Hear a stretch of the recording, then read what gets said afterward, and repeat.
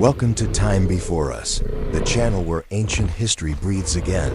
Before time had a name, before the first human breath, there existed a world fierce, forgotten, and alive.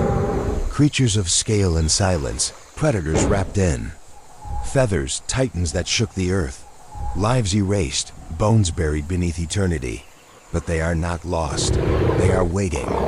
This is Time Before Us, where prehistory worlds rise again, and the stories buried in stone finally speak. Chapter 1. The Birth of a Supercontinent, 2,000 Words. Have you ever wondered what the Earth looked like before there were familiar continents? Before there were oceans as we know them today? Picture a world where the land stretched uninterrupted. A vast expanse so enormous that traveling from what would one day be Africa to North America might have taken months on foot, or at least in the imagination of the giant reptiles that roamed it. This was Pangaea, the supercontinent, born from collisions that had been brewing for hundreds of millions of years beneath the Earth's crust. The story begins deep underground, in a place we rarely think about, the planet's molten mantle. It's here that tectonic plates, massive slabs of the Earth's rigid outer shell, slowly drifted, collided, and sometimes even sank. Over eons, these plates acted like puzzle pieces on a cosmic scale, sliding into one another with forces so immense they could lift mountains and split oceans.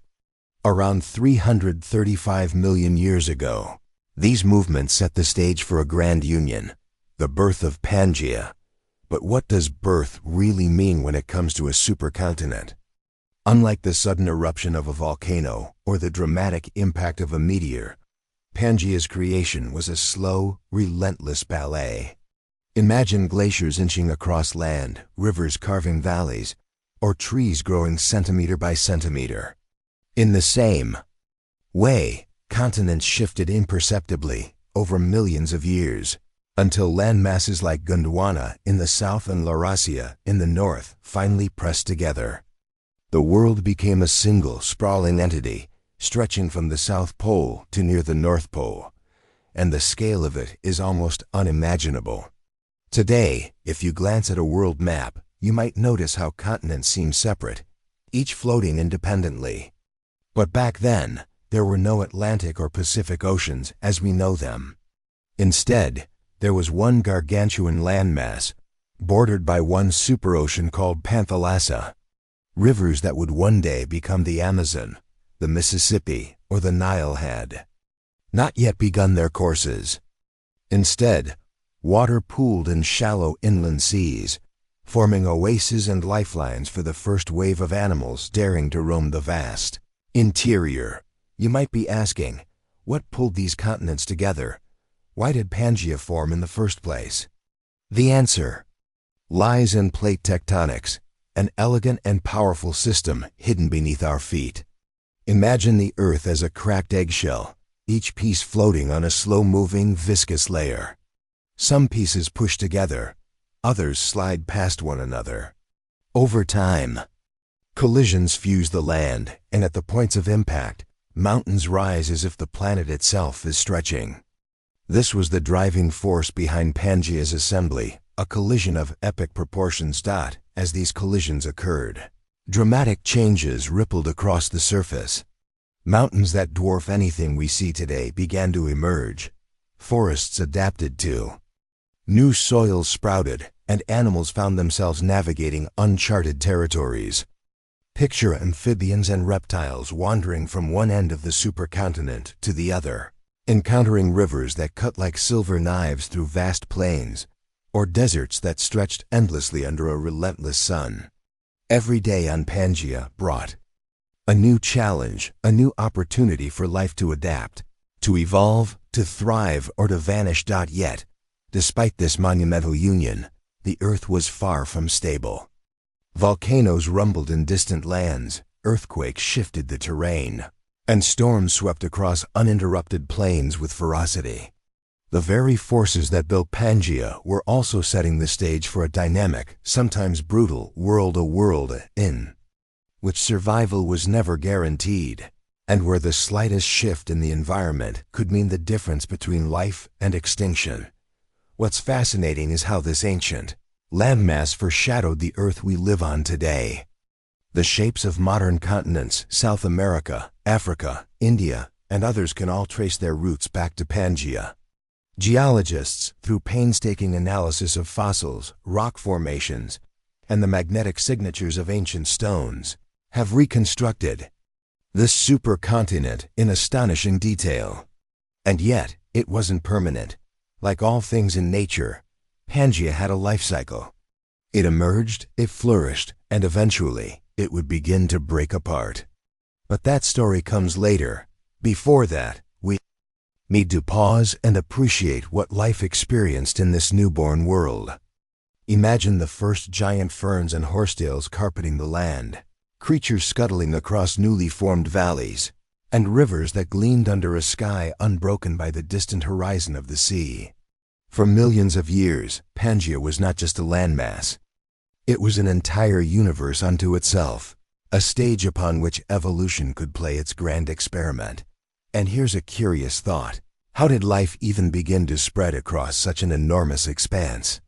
Without modern transportation, how did creatures traverse thousands of kilometers? The answer lies in the simplicity and resilience of early life forms. Many were amphibious, capable of moving through water and land. Others could endure harsh climates, traveling for days or even months through forests and plains. Over time, this slow migration created the foundations for the incredible diversity of species that Pangaea would host. The assembly of Pangaea also had profound effects on climate and weather. With vast interiors far from the moderating influence of the ocean, extreme temperatures became common. Winters could be bitterly cold, summers scorchingly hot, and massive storms roamed unchallenged across uninterrupted plains.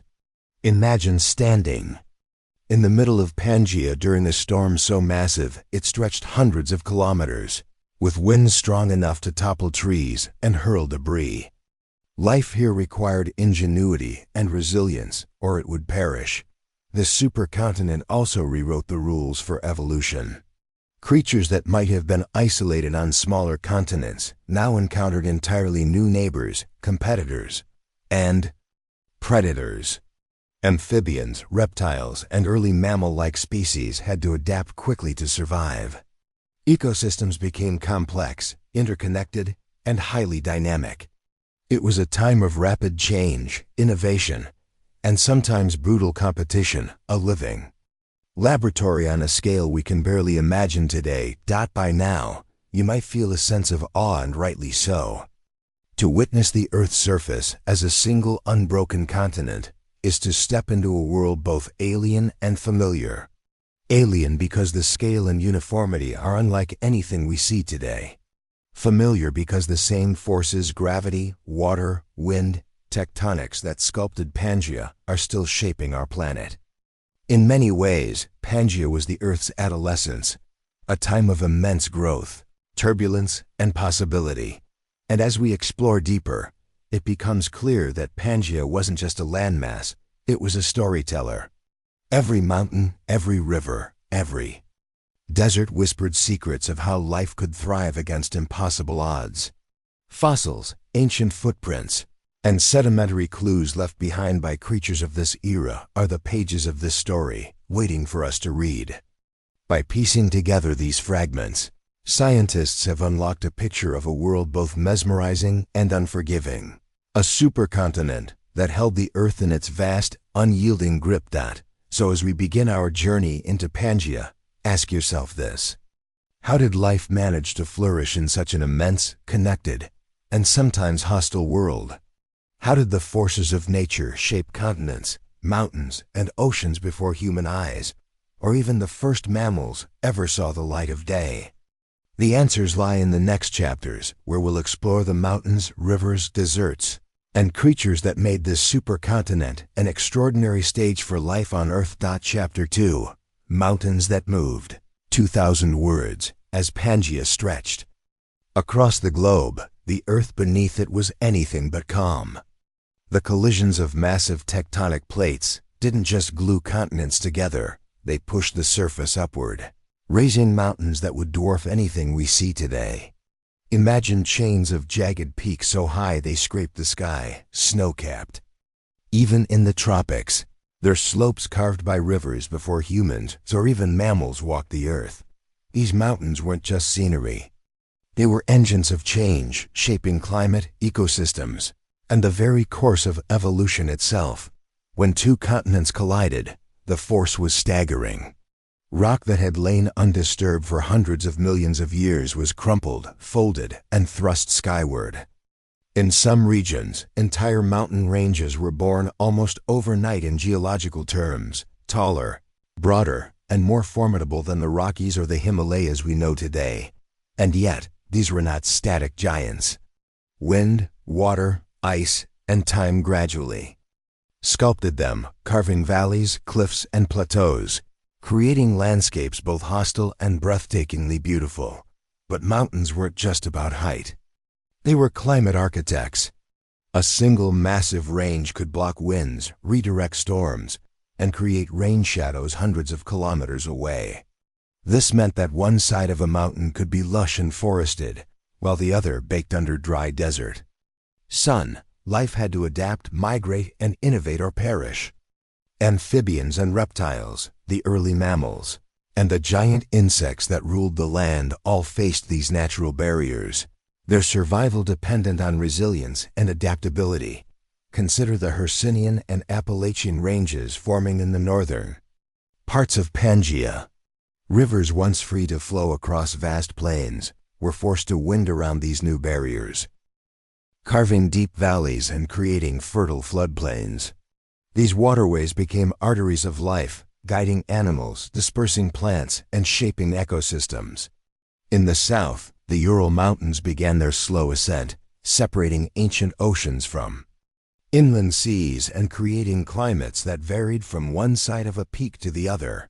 Mountains weren't merely geological features, they were life's organizers. And then there were the volcanic peaks. Some mountains formed not just from colliding plates, but from fire beneath the Earth's crust. Volcanoes erupted with fiery spectacle, spewing lava and ash, altering the environment dramatically. Lava flows could bury forests, create new plains, or even block rivers, forming lakes where life would adapt in unexpected ways. Imagine standing near one of these eruptions, heat so intense it seared the skin, ash clouds darkening the sky, creatures fleeing or hiding, all under the rumble of the earth itself. It's a scene of both terror and awe, and it happened countless times across Pangaea. The mountains also influenced evolution in surprising ways. They acted as both barriers and bridges. In some cases, a mountain range separated populations of animals, leading to divergent evolution as species adapted to unique conditions on either side. In other cases, valleys and passes acted as migration corridors, allowing life to spread across continents. These massive peaks weren't just obstacles, they were catalysts for diversity, shaping the evolutionary trajectory of life on Earth. Life had to be creative. Consider early reptiles navigating treacherous cliffs, amphibians hopping between riverbanks cut off by rising mountains, or insects exploiting high-altitude niches with little competition. Each peak, each ridge, was a challenge and an opportunity, shaping not only where species lived, but how they interacted with one another. And beneath these mountains, the rivers they fed created networks that connected distant ecosystems, moving nutrients, seeds, and organisms across thousands of kilometers. Mountains even affected the weather on a supercontinent scale. With such enormous ranges interrupting airflow, storms became localized yet intense, sometimes creating torrential rainfall in one valley and drought in the next. Winds funneled through passes could reach astonishing speeds, while high peaks captured clouds, forming snowcaps and glaciers that carved the terrain over millennia. Imagine a world where weather patterns were dictated not just by latitude, but by the placement of mountains stretching thousands of kilometers, a dynamic, living system shaped by stone itself. But here's a question: how did life endure such dramatic changes? Mountains rose and fell over millions of years, reshaping landscapes continuously. Some species vanished, unable to adapt. Others thrived, exploiting new niches. Forests climbed slopes in layers from dense undergrowth to towering canopies. Rivers meandered through newly formed valleys, carrying fish, amphibians, and plants to regions that had been barren before. The mountains were both sculptors and storytellers, etching the narrative of survival across the face of Pangaea. Consider the scale again. Some peaks reached elevations unimaginable today, while we marvel at the Himalayas' 8,000-meter summits. Pangaea's tallest mountains may have surpassed them, rising even higher due to the intense tectonic forces at play. And unlike modern ranges, these mountains often formed in clusters that spanned hundreds, even thousands of kilometers. Life on these slopes had to endure altitude, temperature extremes, and isolation, and yet it did. These creatures, from the smallest insects to the earliest reptiles, became masters of their environments, adapting in ways we are only beginning to uncover through fossils and geological clues. Mountains weren't merely obstacles or shelters, they were highways and laboratories for evolution. Valleys between peaks created corridors for migration, while isolated highlands became testing grounds for adaptation.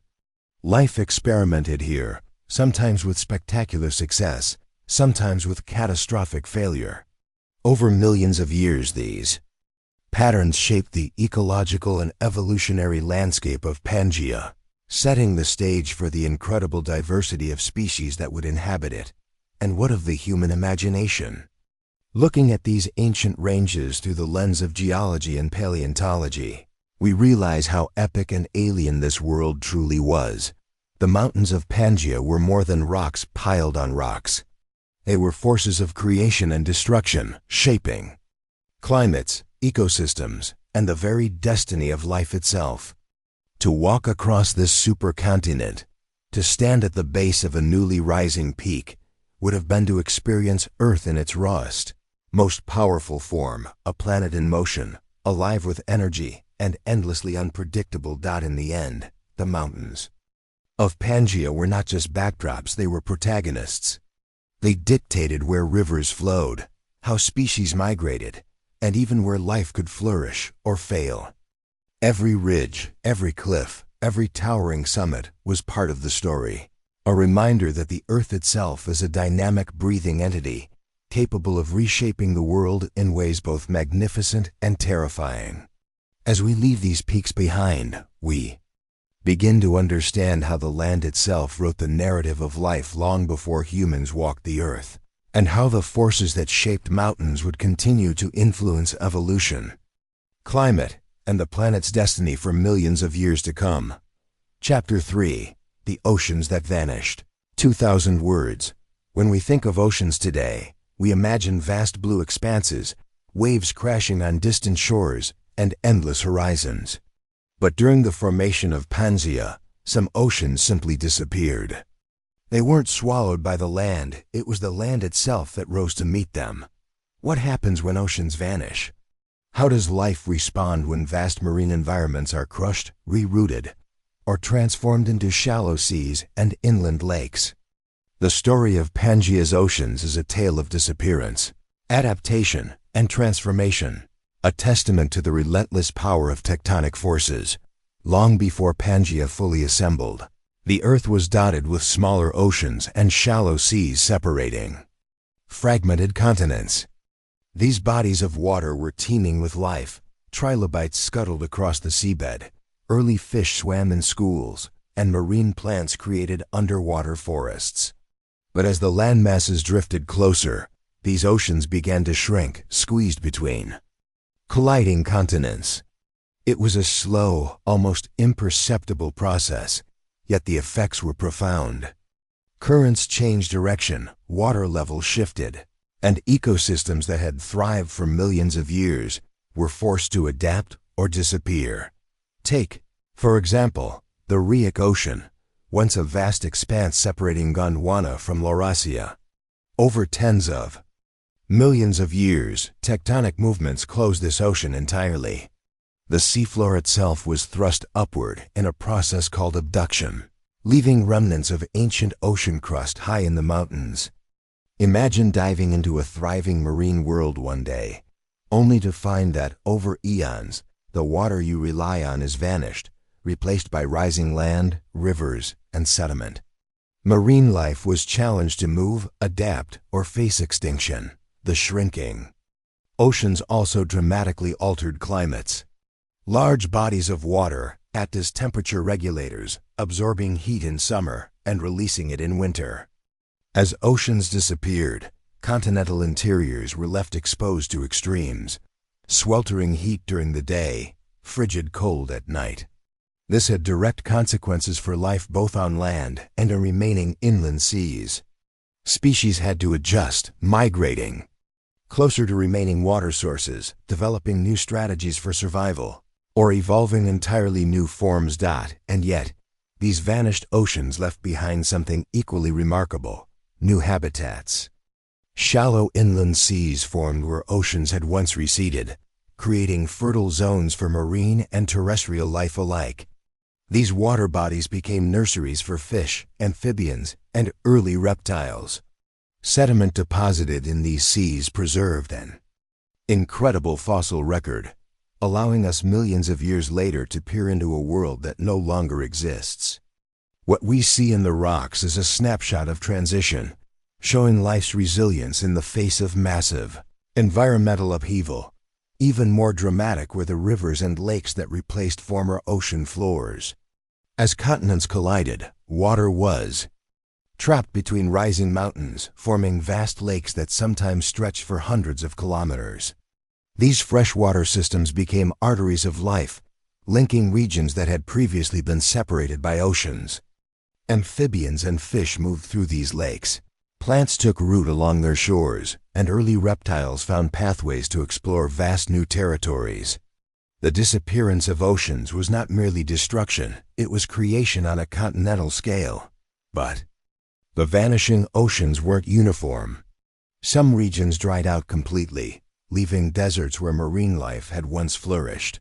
In other areas, shallow seas persisted, teeming with life but under changing conditions. Salinity fluctuated, temperatures varied dramatically, and ecosystems were forced into rapid adaptation. Species that couldn't keep up vanished, while others flourished in niches created by these shifts. It's a story of relentless environmental pressure shaping evolution in real time. Consider the Tethys Ocean, which lingered as Pangaea formed. It wasn't fully closed, but its boundaries shifted dramatically. Marine corridors that once connected distant oceans became narrow channels, isolating populations of fish and other marine creatures. Isolation spurred evolution, leading to new species uniquely adapted to these changing conditions. Even as some oceans vanished, life found a way to survive and diversify, often in ways more inventive than we could have imagined. And there were consequences far beyond the oceans themselves. As seas receded, nutrient cycles changed. Rivers carried more sediment, enriching floodplains and creating fertile lands for plant life. Mountains that rose from formerly submerged. Seafloors influenced rainfall and wind patterns. In a way, the disappearing oceans were architects of a new world, shaping landscapes, climates, and ecosystems that would endure for millions of years. Volcanic activity further complicated the story. As oceans disappeared, the pressure on tectonic plates shifted, triggering eruptions in some regions and rifting in others. Lava flows and ash clouds could block rivers, form temporary lakes, or devastate local ecosystems. Life on land and in the remaining seas was constantly tested by a world in flux.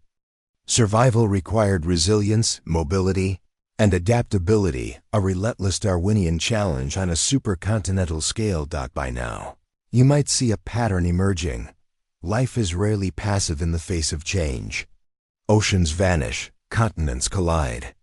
Mountains rise, yet species adapt, migrate, and evolve. The story of Pangaea's oceans is one of transformation, where destruction and creation went hand in hand.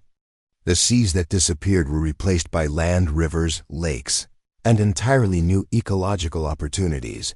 And for those early explorers of Pangaea, amphibians, reptiles, insects, and early plants, the world must have felt immense, overwhelming, and ever-changing. One day, a thriving seafloor ecosystem existed.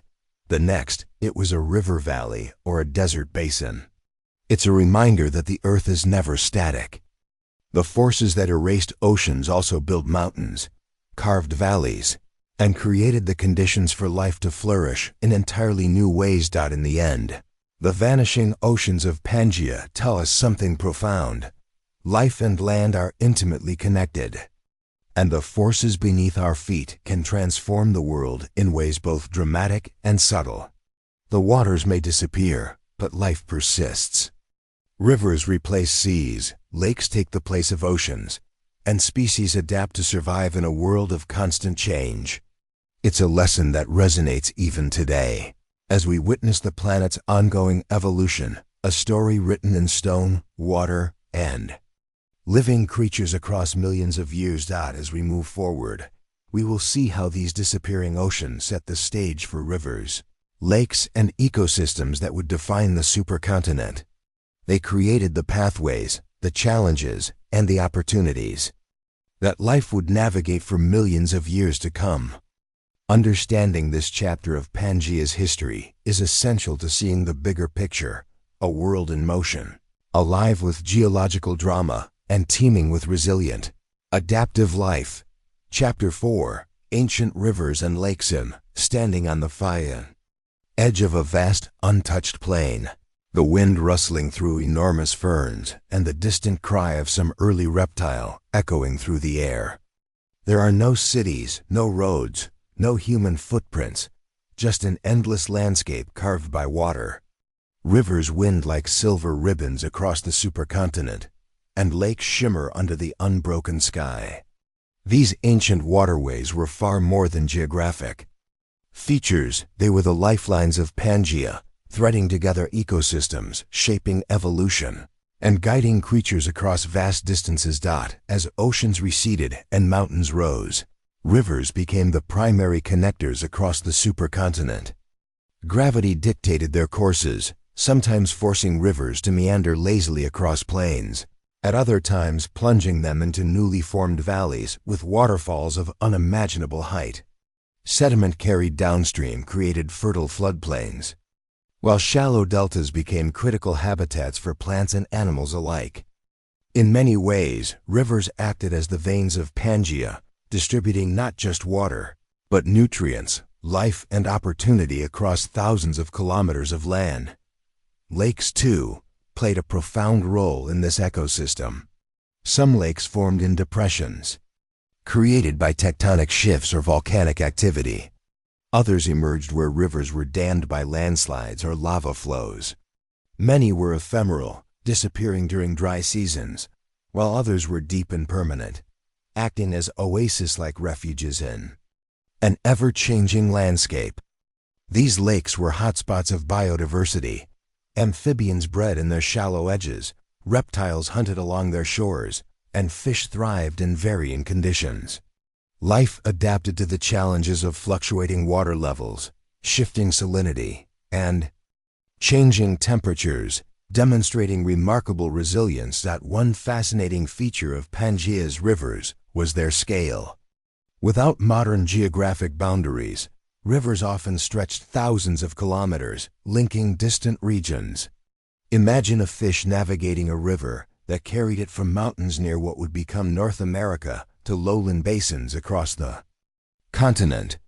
Amphibians and reptiles used these waterways as migration routes, spreading populations, colonizing new habitats, and introducing genetic diversity to isolated regions. The rivers were highways of life, shaping evolutionary trajectories in ways that modern ecosystems rarely replicate. But rivers were not always gentle pathways. Seasonal droughts could turn a mighty river into a thin trickle, forcing species to migrate, burrow, or enter periods of dormancy to survive. Conversely, torrential rains could swell rivers beyond their banks, creating floods that reshaped landscapes in days. Trees were uprooted, sediment shifted, and entire ecosystems transformed. The water, though life-giving, was also a force of destruction, demanding adaptability from all species in its path. Consider the role of floodplains. Each flood deposited rich layers of silt and nutrients, creating fertile lands ideal for plant growth. These regions became magnets for herbivores, who in turn attracted predators. The rhythm of the rivers dictated cycles of life, growth during wet seasons, migration during dry seasons, and competition for resources throughout. The rivers and their floodplains were living laboratories, where evolutionary pressures sculpted survival strategies, feeding behaviors, and even social dynamics. Among animals, lakes added another layer of complexity. Some were freshwater, some slightly saline. Some were clear and oxygen-rich, others murky and teeming with microbial life. Isolated populations within lakes developed unique adaptations. Fish species could evolve specialized feeding habits, amphibians might alter their breeding cycles, and plants adapted to fluctuating water levels. Fossil evidence shows that these isolated bodies of water often acted as crucibles for biodiversity, creating pockets of life that would influence the broader continent over millions of years. Volcanic activity occasionally reshaped lakes entirely. Lava flows could create new basins, while ash deposits altered water chemistry, affecting plant and animal life. In some cases, lakes became toxic and inhospitable, forcing species to migrate. In other cases, new lakes created entirely new ecosystems, opening opportunities for adaptation and speciation. Life thrived or perished in response to these dramatic geological changes, a testament to the dynamic, ever-changing nature of Pangaea. Even the smallest waterways had profound impacts. Streams and tributaries branching from main rivers carried life into remote regions, seeding plant species, distributing nutrients, and providing new niches for animals. Insects, amphibians, and reptiles followed these miniature corridors, spreading across continents in ways that might seem improbable without such networks. These smaller channels, often overlooked in grand reconstructions, were vital connectors for life on a continental scale. Rivers and lakes also influenced the climate of Pangaea. Large lakes moderated local temperatures, providing humidity that supported lush forests. River deltas created wetlands that slowed winds, captured rainfall, and nurtured diverse ecosystems. These bodies of water acted as climate buffers, allowing life to persist even in areas that might otherwise have been too dry or too harsh. Water became a stabilizing force, linking climate and ecology in a delicate balance. Fossil records provide tantalizing glimpses of life along these ancient waterways. Giant amphibians thrived in shallow inland seas. Early reptiles hunted along riverbanks, insects buzzed through dense vegetation, and early plants colonized every available niche along the shorelines. The variety of life preserved in sedimentary layers tells us not just who existed, but how species interacted with one another and with the environment. Every fossil is a story of survival, adaptation, and the intricate dance of life in a world dominated by water. And the rivers weren't just physical features, they were catalysts for evolution. Isolated lakes encouraged speciation, while interconnected rivers facilitated gene flow between populations. Seasonal flooding created selective pressures that favored adaptable, resilient organisms. In many ways, the supercontinent's waterways were nature's experiment, shaping life in ways that would resonate for millions of years. Rivers and lakes also provided opportunities for unexpected interactions. Predators learned to ambush along banks. Herbivores developed strategies to cross or avoid waterways. Amphibians and reptiles relied on the seasonal rhythm of water for reproduction. These interactions created complex ecosystems that were far more interconnected than modern observers might assume. Every bend in a river, every new lake, altered the dynamics of life, forcing adaptation and innovation on a grand scale. Even the geography itself was influenced by these waters. Riverbeds guided sediment deposition, shaped valleys, and defined plains. Lakes carved basins and influenced the formation of nearby mountains through erosion. The landscape was a product of constant negotiation between water and stone, with rivers and lakes at the center of the drama. Life, in turn, became intertwined with this watery choreography, evolving strategies to survive and thrive in a constantly shifting environment. And let's not forget the scale again. Some of these rivers may have flowed for thousands of kilometers. Uninterrupted, linking ecosystems separated by mountains, deserts, and plains. Life could traverse massive distances, spreading populations and genetic material in ways that shaped evolution across the supercontinent.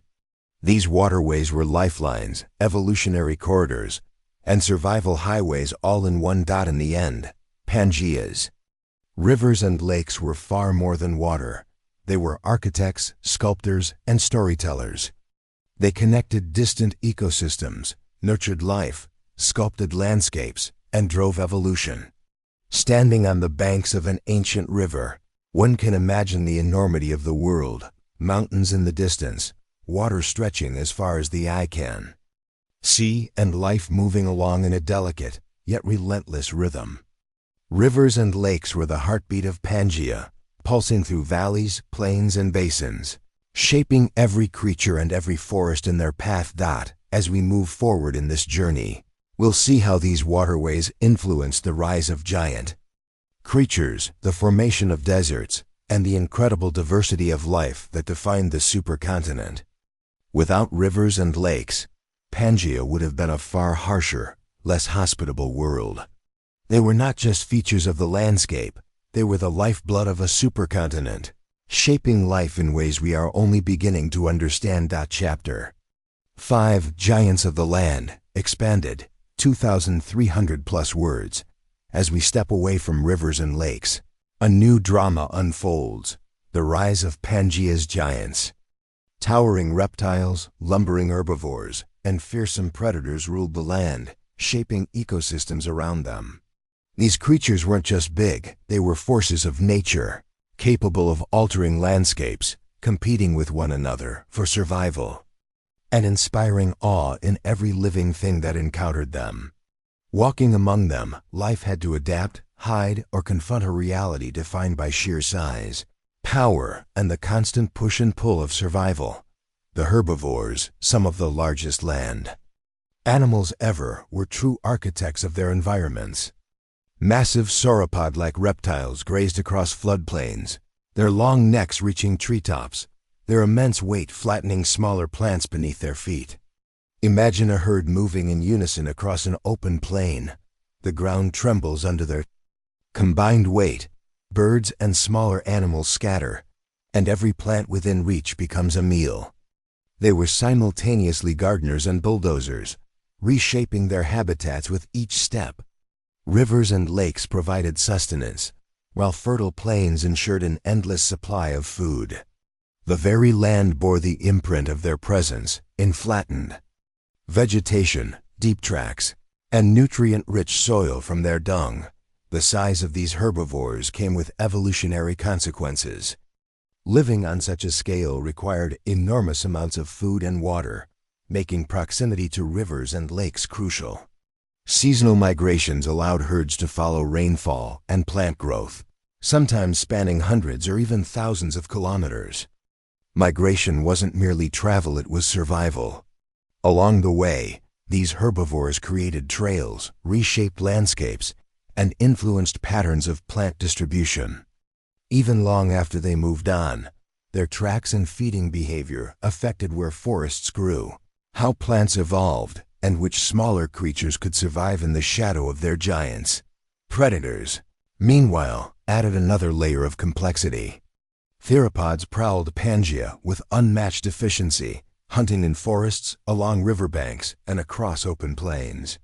Some relied on speed and agility, capable of chasing prey across long distances, while others mastered stealth and ambush, using camouflage, terrain, or darkness to their advantage.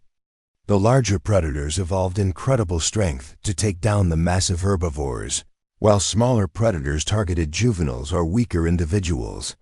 This predator-prey interaction created an evolutionary arms race that shaped anatomy, behavior, and social structures for countless species. Among Pangaea's giants were unusual and often surprising creatures.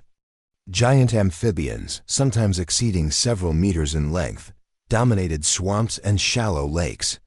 They were both predators and scavengers, hunting fish, smaller reptiles, and occasionally venturing onto land to hunt. Semi-aquatic reptiles developed webbed limbs and long, powerful tails, exploiting niches unavailable to fully terrestrial giants. The diversity of these adaptations underscores the complexity of Pangaea's ecosystem. Giants weren't confined to land. Some ruled water, others marshes, and many moved between both, constantly reshaping their environment. Interactions between giants influenced every aspect of life. Trampling, grazing, and digging altered soil composition, affected plant succession, and created microhabitats for smaller species. Burrows, nests, and wallows provided shelter for insects, early mammals, and amphibians. Even the flight patterns of ancient birds were influenced by the giants' movement, soaring over herds or navigating around massive swaying trees. In many ways, Pangaea's largest creatures were ecosystem engineers, reshaping the environment and creating opportunities for smaller species to thrive. Behavioral complexity among these giants was astonishing. Herds of herbivores likely traveled together for protection, forming social structures to ward off predators. Some species may have exhibited parental care, protecting young for months or even years. Predators developed strategies to counter these social behaviors, hunting in coordinated groups, isolating weak individuals, or using intelligence and patience to exploit vulnerabilities. Fossilized footprints suggest dynamic interactions, with predator tracks often weaving around herds, hinting at high levels of strategy and awareness in hunting. The evolution of gigantism raises fascinating questions. Why did certain species grow so enormous? Abundant food sources, favorable climates, low predation risk for fully grown adults, and environmental pressures all played a role. Size conferred advantages, deterring predators, reaching food sources unreachable to smaller species, and storing energy to survive harsh seasons. But gigantism came at a cost: greater energy requirements, slower reproduction, and heightened vulnerability to ecological shifts. Life on Pangaea was a careful balance between size and survival. Power and vulnerability, climate and geography were critical factors shaping these giants. Seasonal rainfall patterns dictated migration and feeding. Rivers, lakes, and wetlands provided hydration and food, while arid regions acted as natural boundaries. Mountains influenced wind and rainfall, creating fertile valleys for grazing or hunting. The very presence of these creatures could alter local ecosystems. Herds trampling vegetation affected plant distribution, while predators controlling herbivore populations maintained ecological balance. Giants were not just passive inhabitants. They were active forces shaping climate, vegetation, and the fate of countless species around them. The fossil record provides further insights. Fossilized bones often show injuries from battles, predators clashing with herbivores, or interspecific combat among herbivores. Healed wounds suggest resilience and survival, while bite marks and claw scars reveal predator-prey dynamics. Footprints tell stories of herds moving through floodplains, of predators stalking and attacking, and of interactions with smaller animals seeking refuge in the shadow of the giants. Each fossil is a narrative frozen in stone, capturing drama that unfolded millions of years ago. Even vegetation evolved in response to these giants. Some plants developed taller stems, tougher leaves, or spines to deter grazing. Others benefited from herbivores spreading seeds via dung or creating cleared spaces for new growth. Life on Pangaea was a network of cause and effect. Every step, every bite, every movement of a giant shaped the surrounding environment, influencing species both large and small. The giants and the land existed in a feedback loop, each reshaping the other in a continuous cycle of ecological and evolutionary pressure. Rivers, lakes, and floodplains were central to the survival of these giants. Water sources dictated movement patterns, breeding grounds, and feeding behavior. The landscape itself responded to their presence. Riverbanks eroded by trampling, lake shores enriched by deposited nutrients, and floodplains fertilized for new plant growth. Pangaea's giants were both creators and consumers, actively shaping the world in ways that extended far beyond their immediate presence. Consider, too, the astonishing variety of ecological niches. Some giants were solitary, others social. Some herbivorous, others carnivorous. Some confined to forests, others roaming open plains. These variations allowed multiple species to coexist, reducing direct competition while maximizing the potential of available resources. It was an intricate living mosaic, with each species playing a role in the broader ecological story of Pangaea. And yet, life among the giants was never safe. Predation, environmental change, disease, and competition constantly tested their survival. Even the largest and strongest were vulnerable to droughts, floods, or unforeseen disasters. Life on Pangaea was a high-stakes drama, where only the adaptable, resilient, and sometimes lucky survived. This constant pressure drove evolutionary innovation, shaping creatures both big and small in ways that would leave a lasting legacy. In essence, Pangaea's giants were awe-inspiring, terrifying, and essential. They dominated landscapes, shaped ecosystems, and drove evolution in countless ways. Rivers, lakes, and forests provided sustenance, challenge, and opportunity, while mountains and plains offered habitats and migration paths. Life evolved around them, adapted to their presence, and sometimes fell victim to their immense power. Observing this world, one cannot help but feel both humbled and fascinated by the scale, complexity, and drama of life on a supercontinent. As we leave the giants behind, we begin to see how their existence set the stage for smaller, yet equally fascinating, creatures of Pangaea. Their influence extended far beyond sheer size, shaping climates, landscapes, and the very course of evolution. Life on Pangaea was a world of giants, but also of endless interconnections, a living, breathing system where every species, from the tiniest insect to the largest predator, was part of a grand, evolving story. Chapter 6, The Great Deserts. 2,000 words. As Pangaea's supercontinent matured, immense deserts began to carve their way across its interior. Far from the life-giving rivers and lakes, these regions were harsh, unforgiving landscapes where survival was a constant struggle. The lack of moisture, extreme temperatures, and sparse vegetation made these deserts some of the most challenging environments on the planet. Yet, life found a way, adapting, evolving, and even flourishing in ways that reveal the remarkable resilience of creatures on Pangaea. The formation of these deserts was a product of geography and climate. Being in the interior of the supercontinent, these areas were far from the moderating influence of the oceans. Winds carried away moisture, rainfall became scarce, and temperatures swung wildly between scorching days and freezing nights. Mountains and other highlands trapped precipitation along their slopes, leaving vast expanses of lowland dry and arid. Over time, these deserts expanded, stretching for thousands of kilometers, creating ecosystems unlike anything seen along the coastal regions. Despite the harshness, life adapted in astonishing ways. Plants developed deep roots to tap underground water or thick, waxy coatings to retain moisture.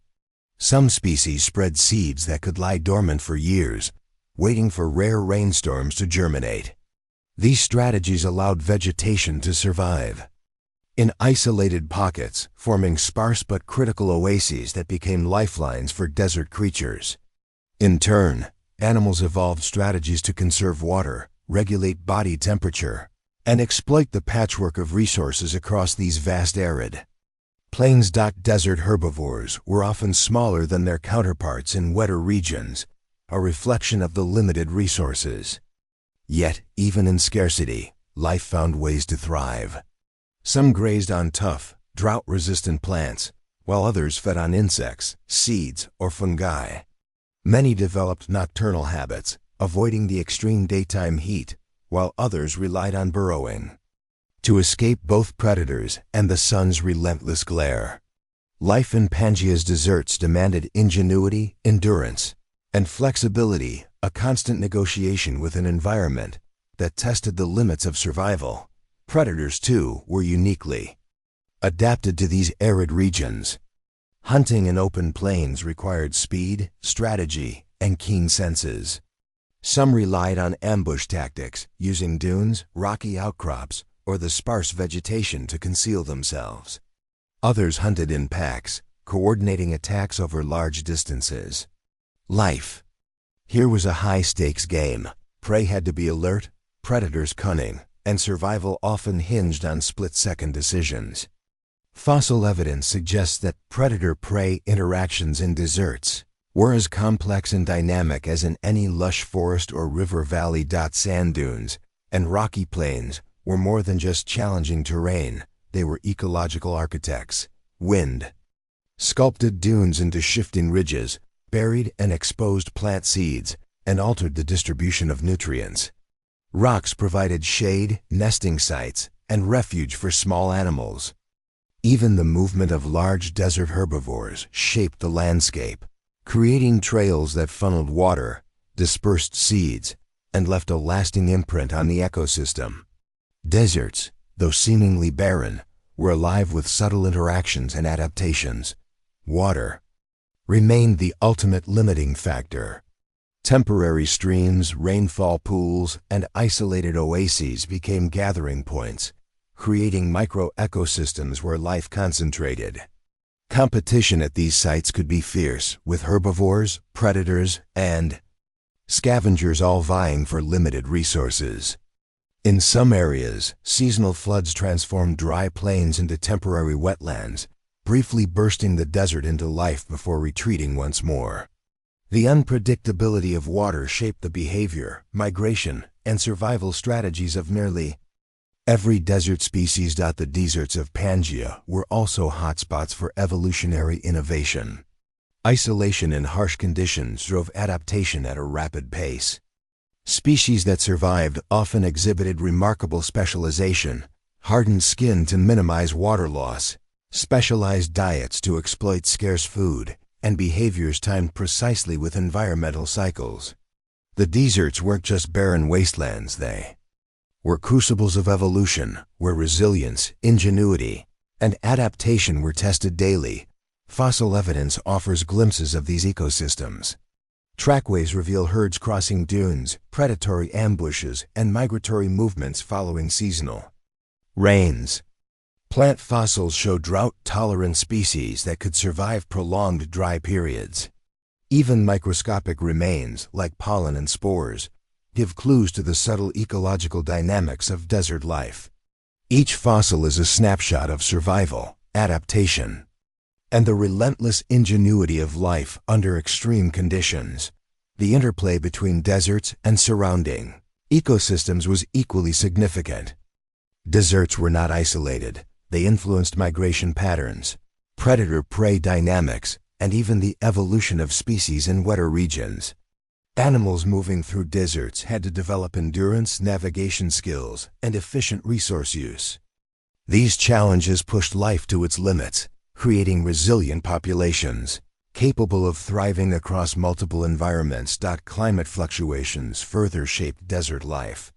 Periodic droughts could expand arid regions, while wetter intervals allowed temporary expansion of vegetation. These cycles influenced migration, reproduction, and survival strategies, ensuring that only adaptable species persisted.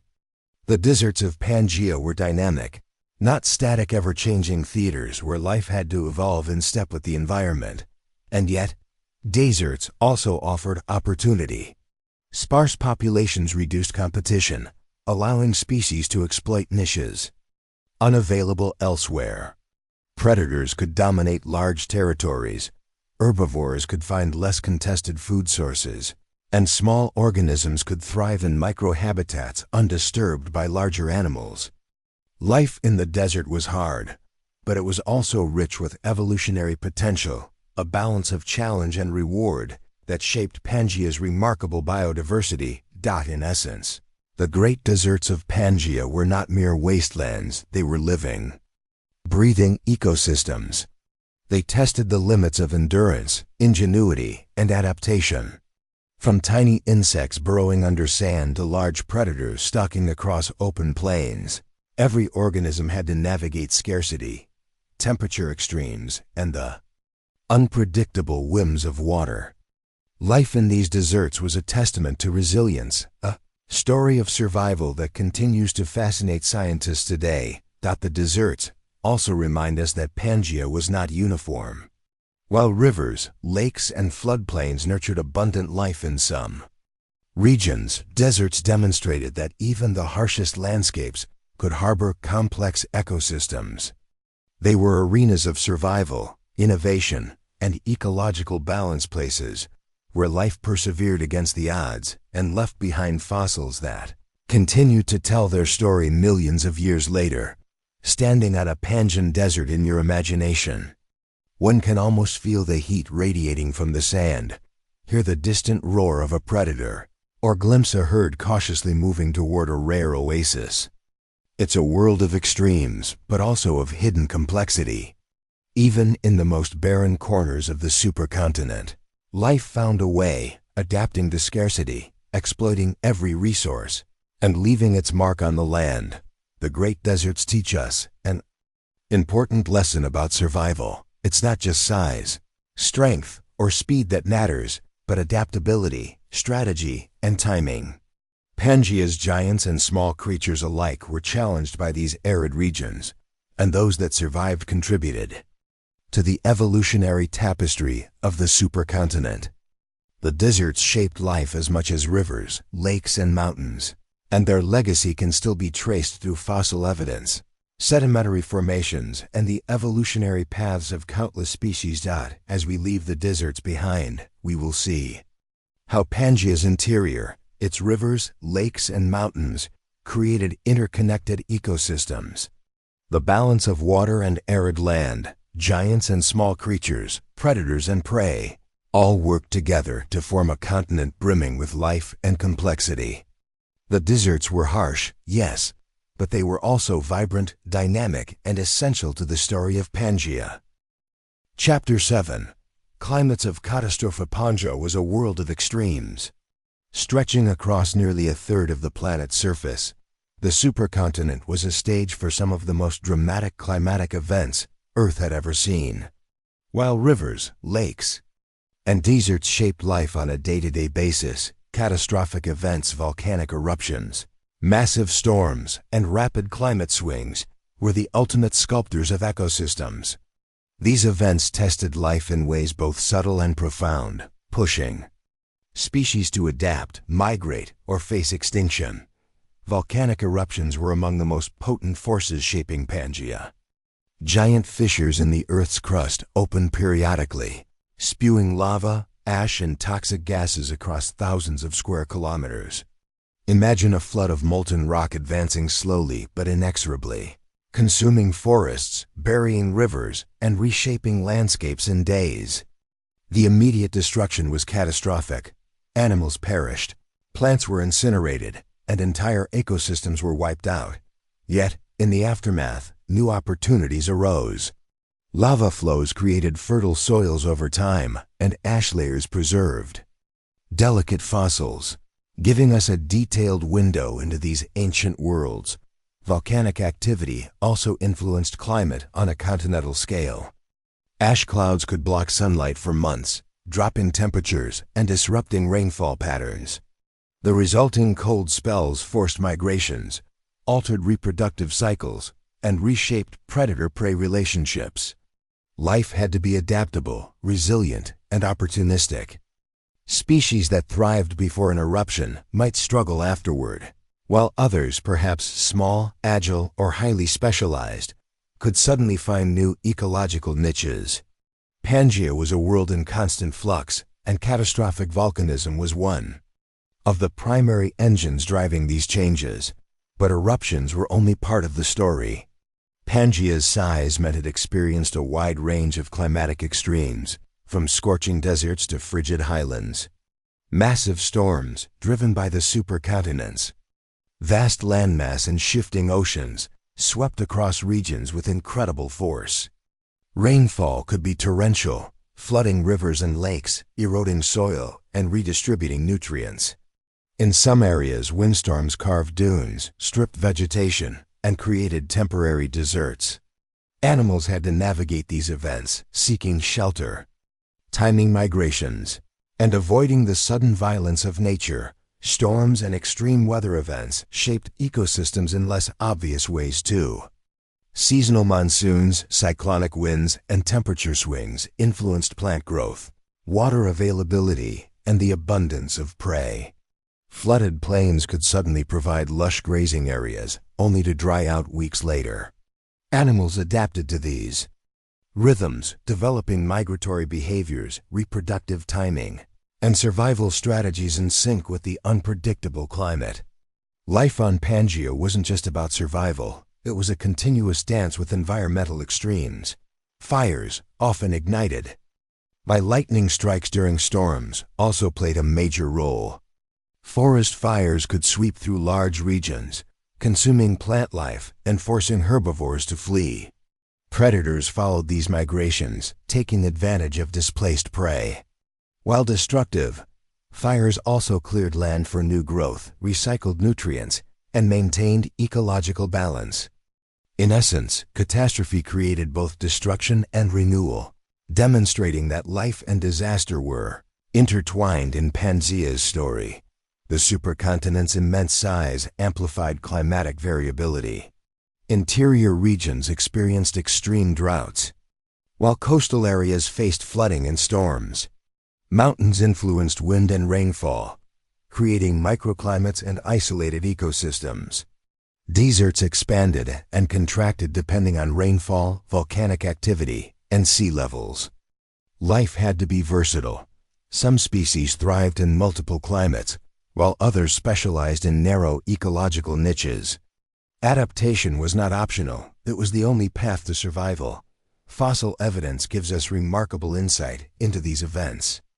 Layers of ash and lava preserve snapshots of life in motion. Herds fleeing advancing lava, plants buried mid-growth, and predators chasing prey across floodplains.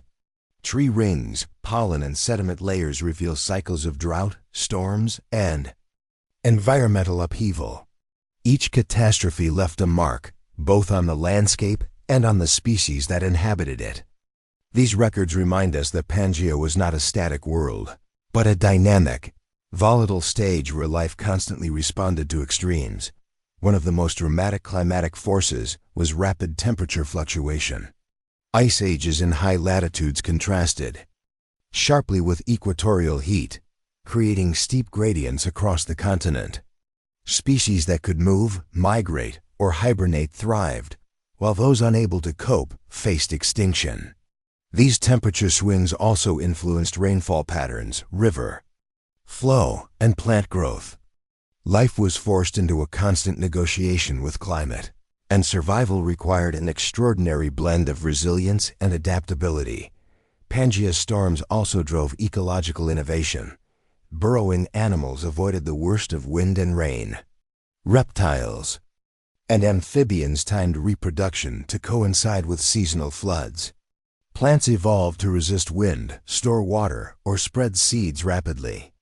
Even large herbivores adjusted movement patterns, grazing cycles, and social behavior to cope with environmental unpredictability. Catastrophe wasn't merely destructive, it was an engine of evolutionary creativity. And yet, for all the drama of eruptions, storms, and droughts, life on Pangaea persisted. Species adapted, migrated, and evolved. Some thrived in niches created by disaster, while others relied on refuges, isolated valleys, or highlands to escape extreme conditions. The story of Pangaea is not one of constant death. It's a tale of resilience, innovation, and survival against the odds. Catastrophe shaped life as profoundly as rivers, lakes, and deserts, leaving an enduring legacy written in stone, ash, and fossil. Volcanism also influenced evolution beyond the immediate environment. Chemical changes in soils altered water chemistry, and shifts in vegetation patterns created new selective pressures. Species had to evolve new feeding habits, reproductive strategies, and social behaviors. Predators and prey adapted to sudden changes in resource availability, learning to exploit the new order created in the wake of disaster. Over millions of years, these pressures shaped lineages that would dominate long after the eruptions had. Cool dot storms, too, had cascading effects. Flooding could link previously isolated water bodies, allowing species to spread and colonize new areas. High winds redistributed plant seeds, altered dune landscapes, and changed soil composition. Life evolved in response not just to local conditions, but to the wider dynamic patterns of climate across the supercontinent. Even subtle climatic events could ripple through ecosystems, influencing species interactions in ways that might not be immediately visible but became apparent over generations. In the end, Pangaea's climate extremes, volcanic eruptions, storms, droughts, and rapid temperature swings were not random disasters, but essential forces in shaping life. They created challenges, opportunities, and selective pressures that guided evolution across the supercontinent. Every catastrophe left a mark, from fossilized footprints to ash-laden forests, reminding us that life on Pangaea was defined not just by landscapes, rivers, or deserts, but by the unpredictable, often violent rhythms of nature itself. Standing on a Pangaean plain, one could feel the tension in the air before a storm, hear the distant rumble of volcanic eruptions, and see dust rising from drought-stricken soils. It was a world of constant challenge, yet also of opportunity, where life adapted, endured, and evolved in the face of relentless extremes. Pangaea's story is as much about catastrophe as it is about survival, a vivid reminder that the greatest tests often drive the most remarkable adaptations. As we leave these climates of catastrophe behind, we turn our attention to how these forces influence the balance of life, predators, prey, herbivores, and giants alike.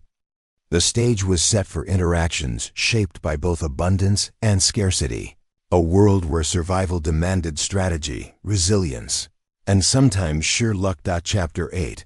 Forests that held secrets. Venturing into the heart of Pangaea, we enter a world shrouded in green, a vast network of forests stretching for thousands of kilometers, teeming with life.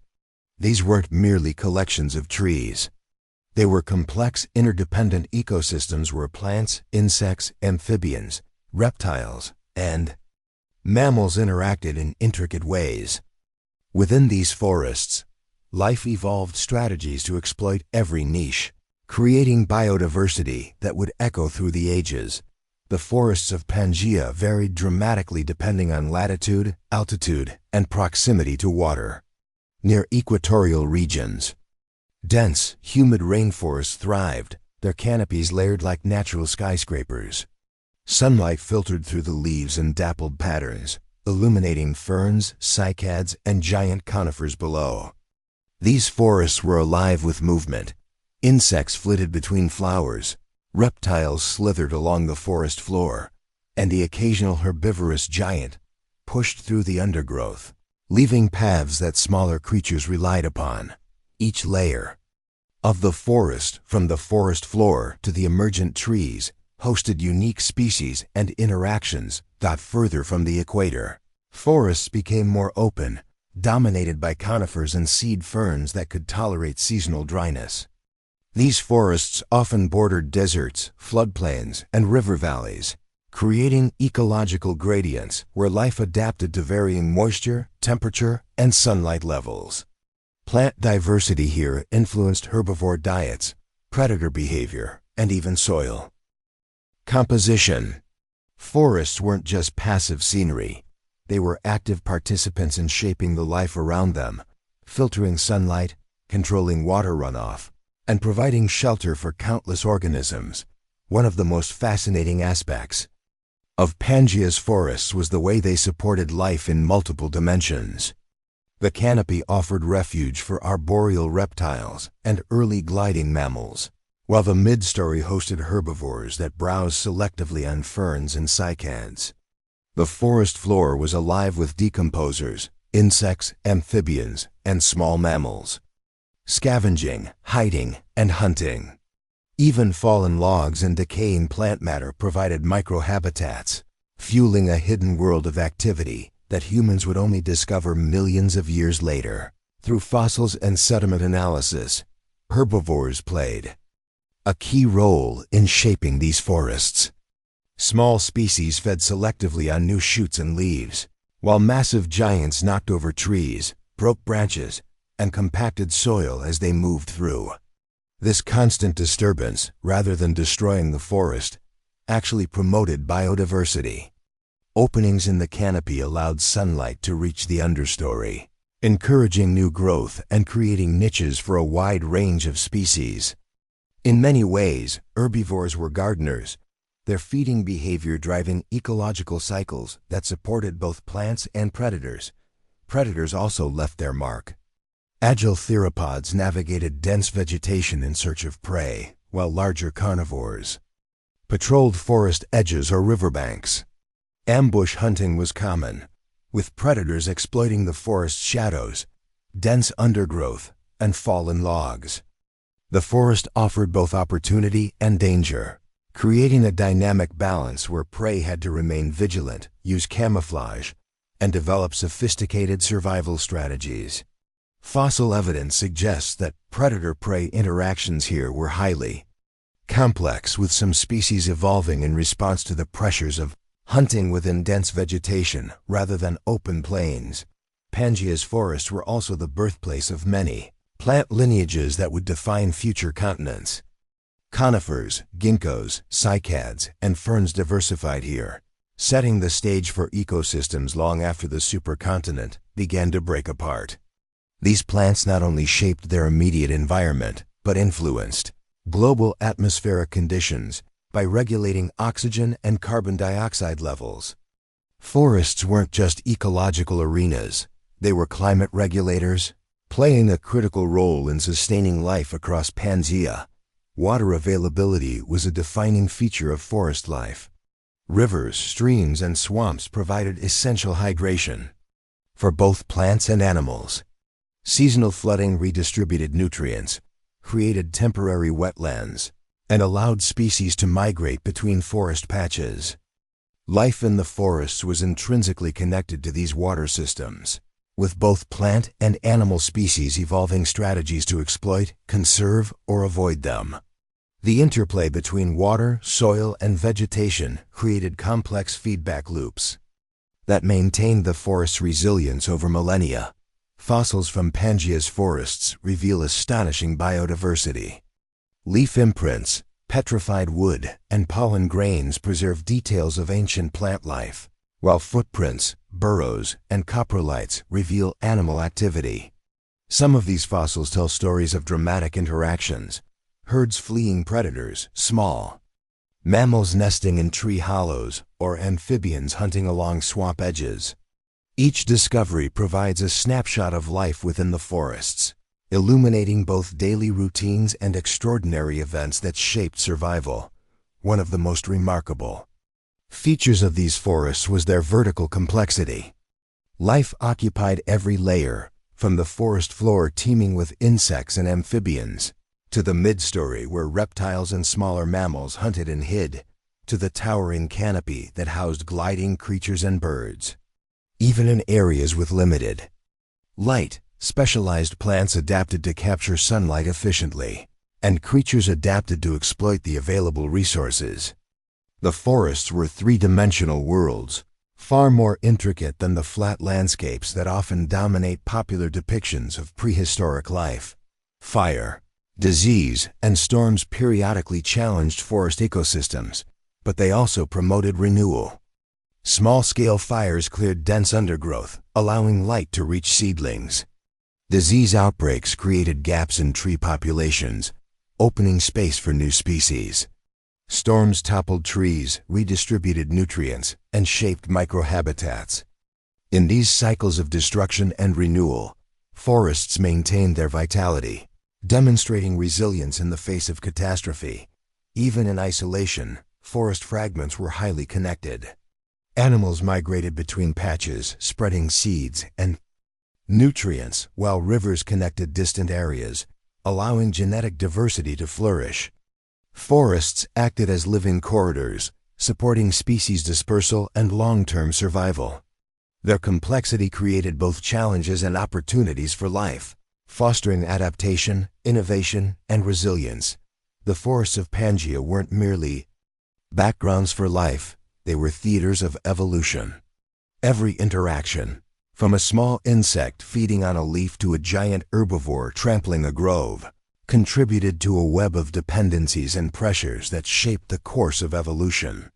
In these forests, plants and animals co-evolved, each influencing the other in subtle and profound ways.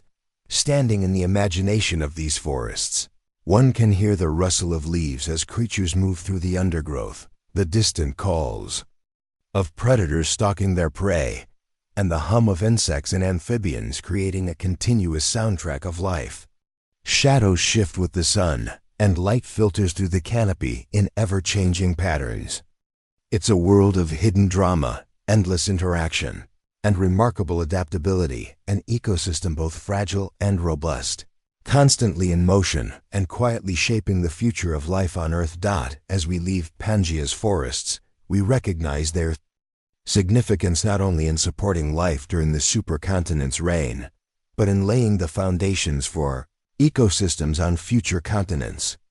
The secrets held within these forests of adaptation, survival, and biodiversity are reminders of the resilience and ingenuity of life, a legacy that echoes through time and connects the ancient past with the world we inhabit today.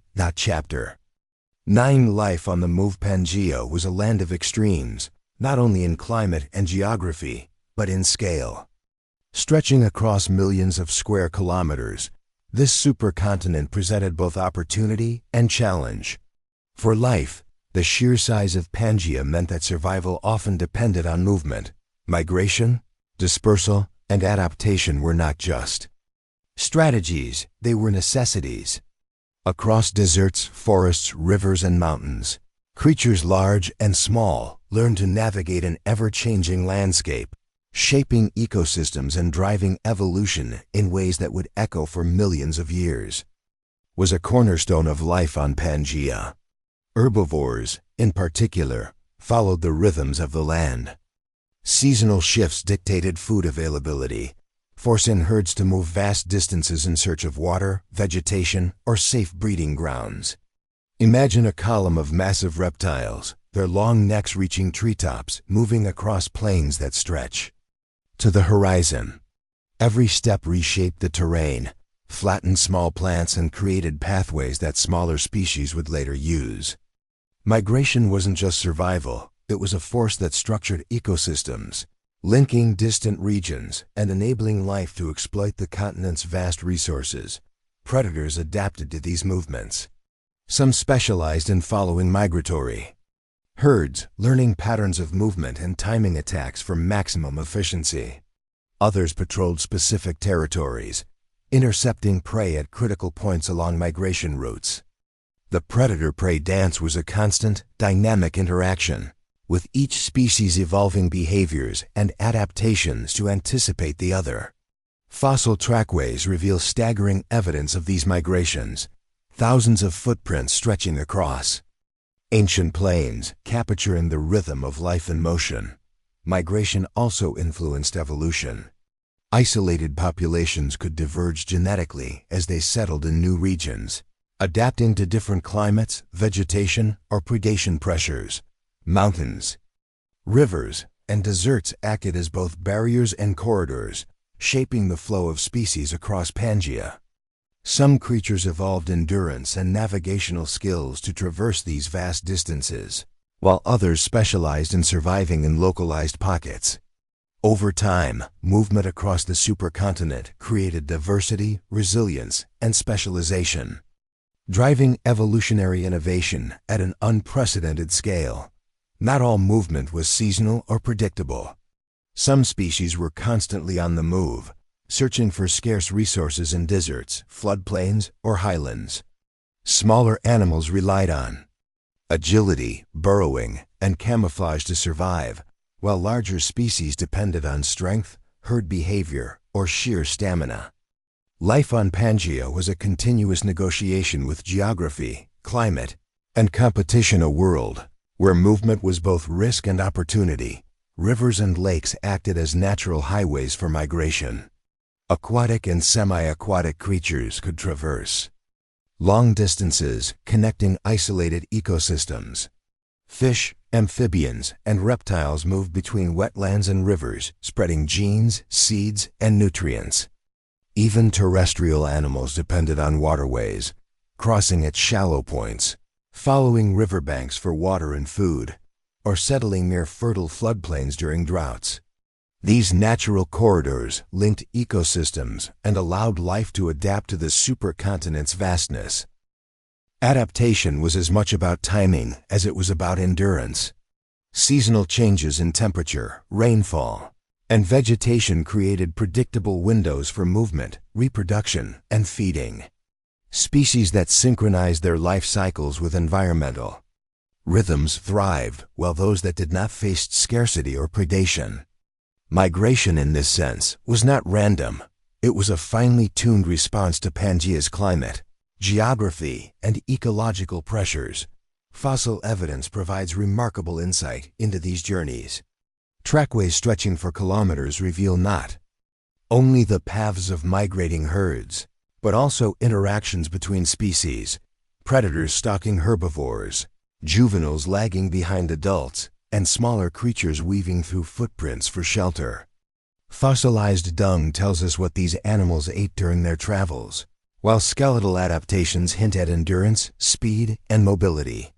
Life on the move was recorded in stone, a testament to the rhythms of survival on a supercontinent. Evolutionary consequences of movement were profound. Isolated populations could develop new traits in response to local conditions: larger size to deter predators, specialized feeding adaptations, or behavioral strategies for social coordination. Over generations, migration created diversity across Pangaea, allowing species to exploit different habitats, avoid competition, and respond to environmental change. Movement was both a driver of survival and a catalyst for innovation. Predators, too, were shaped by movement. Some became long-distance trackers, capable of following herds over hundreds of kilometers. Others evolved ambush strategies near key geographic choke points, such as river crossings or narrow valleys. The constant interaction between prey and predator created an evolutionary arms race, with speed, intelligence, and coordination determining success. Life on Pangaea was a high-stakes game, with movement as the central rule. Small creatures faced unique challenges. Insects, amphibians, and early mammals had to navigate terrain dominated by giants, deserts, and rivers. Many evolved burrowing behaviors, nocturnal activity, or rapid reproductive cycles to exploit fleeting opportunities. Even the smallest species were part of Pangaea's grand migratory networks, dispersing seeds, pollinating plants, and sustaining food webs. In this way, movement connected ecosystems at every scale, linking the tiniest creatures to the largest giants. Environmental change added further complexity. Droughts, floods, volcanic eruptions, and storms could suddenly alter migration routes, forcing animals to adapt in real time. Some species developed remarkable flexibility, shifting territories or changing diet according to conditions. Others became specialists, thriving only in narrow niches. The balance between mobility and specialization defined survival on Pangaea, creating ecosystems that were both diverse and fragile. Even plants moved across the landscape. Seeds were carried by wind, water, or animals, colonizing new areas and adapting to different climates. Trees and ferns that survived in one region could spread thousands of kilometers, driven by animal migration, storms, and river networks. The movement of plants and animals together created interconnected ecosystems, where the fate of one species influenced countless others. Life on the move also shaped social behavior. Herds coordinated movement to protect young, conserve energy, and exploit resources efficiently.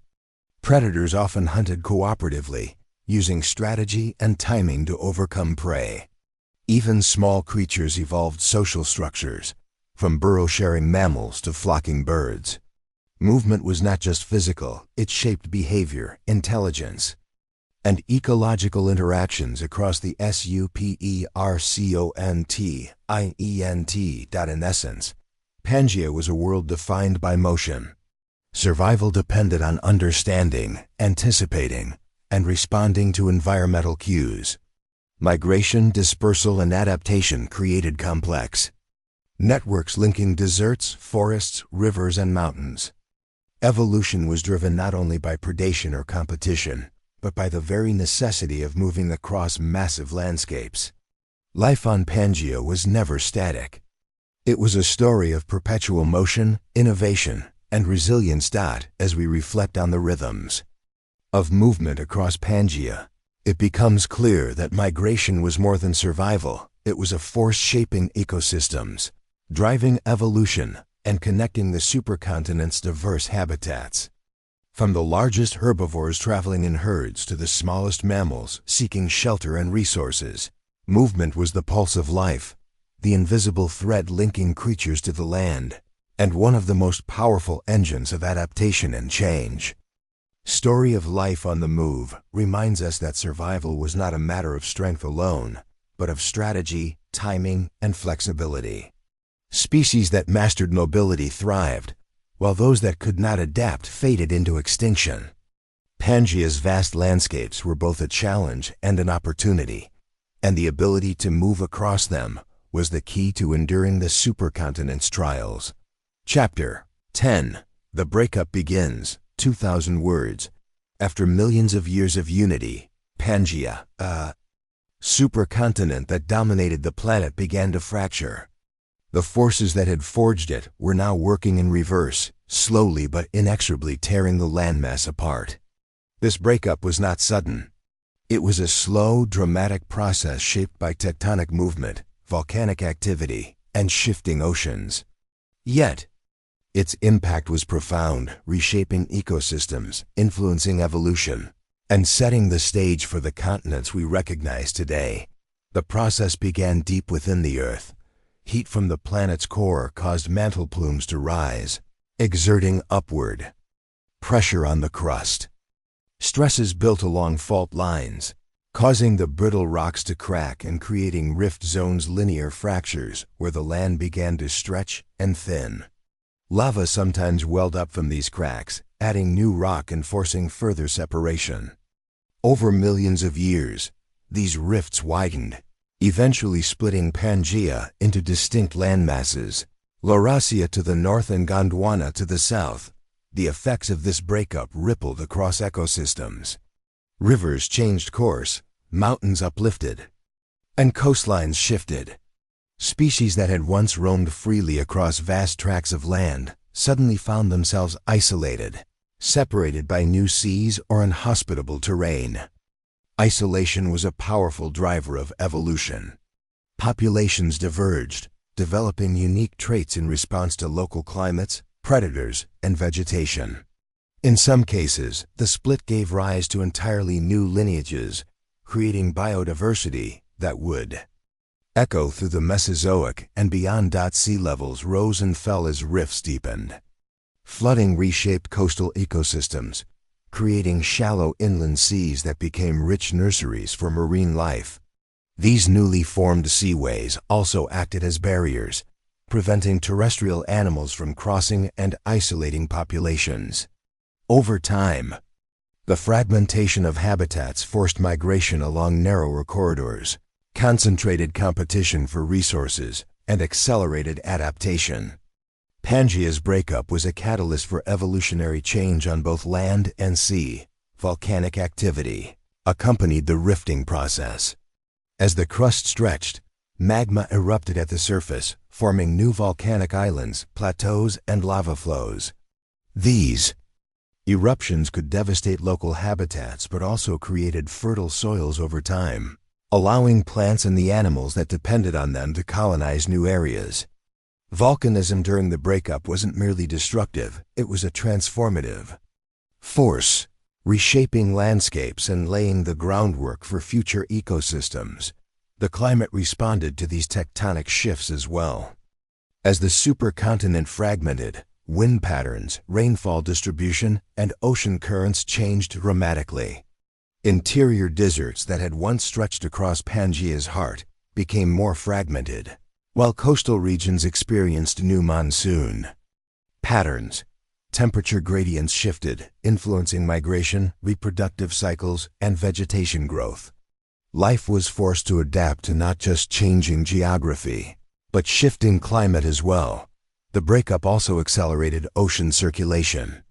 New seaways allowed warm and cold currents to mix, transporting nutrients, seeds, and marine life across previously inaccessible regions.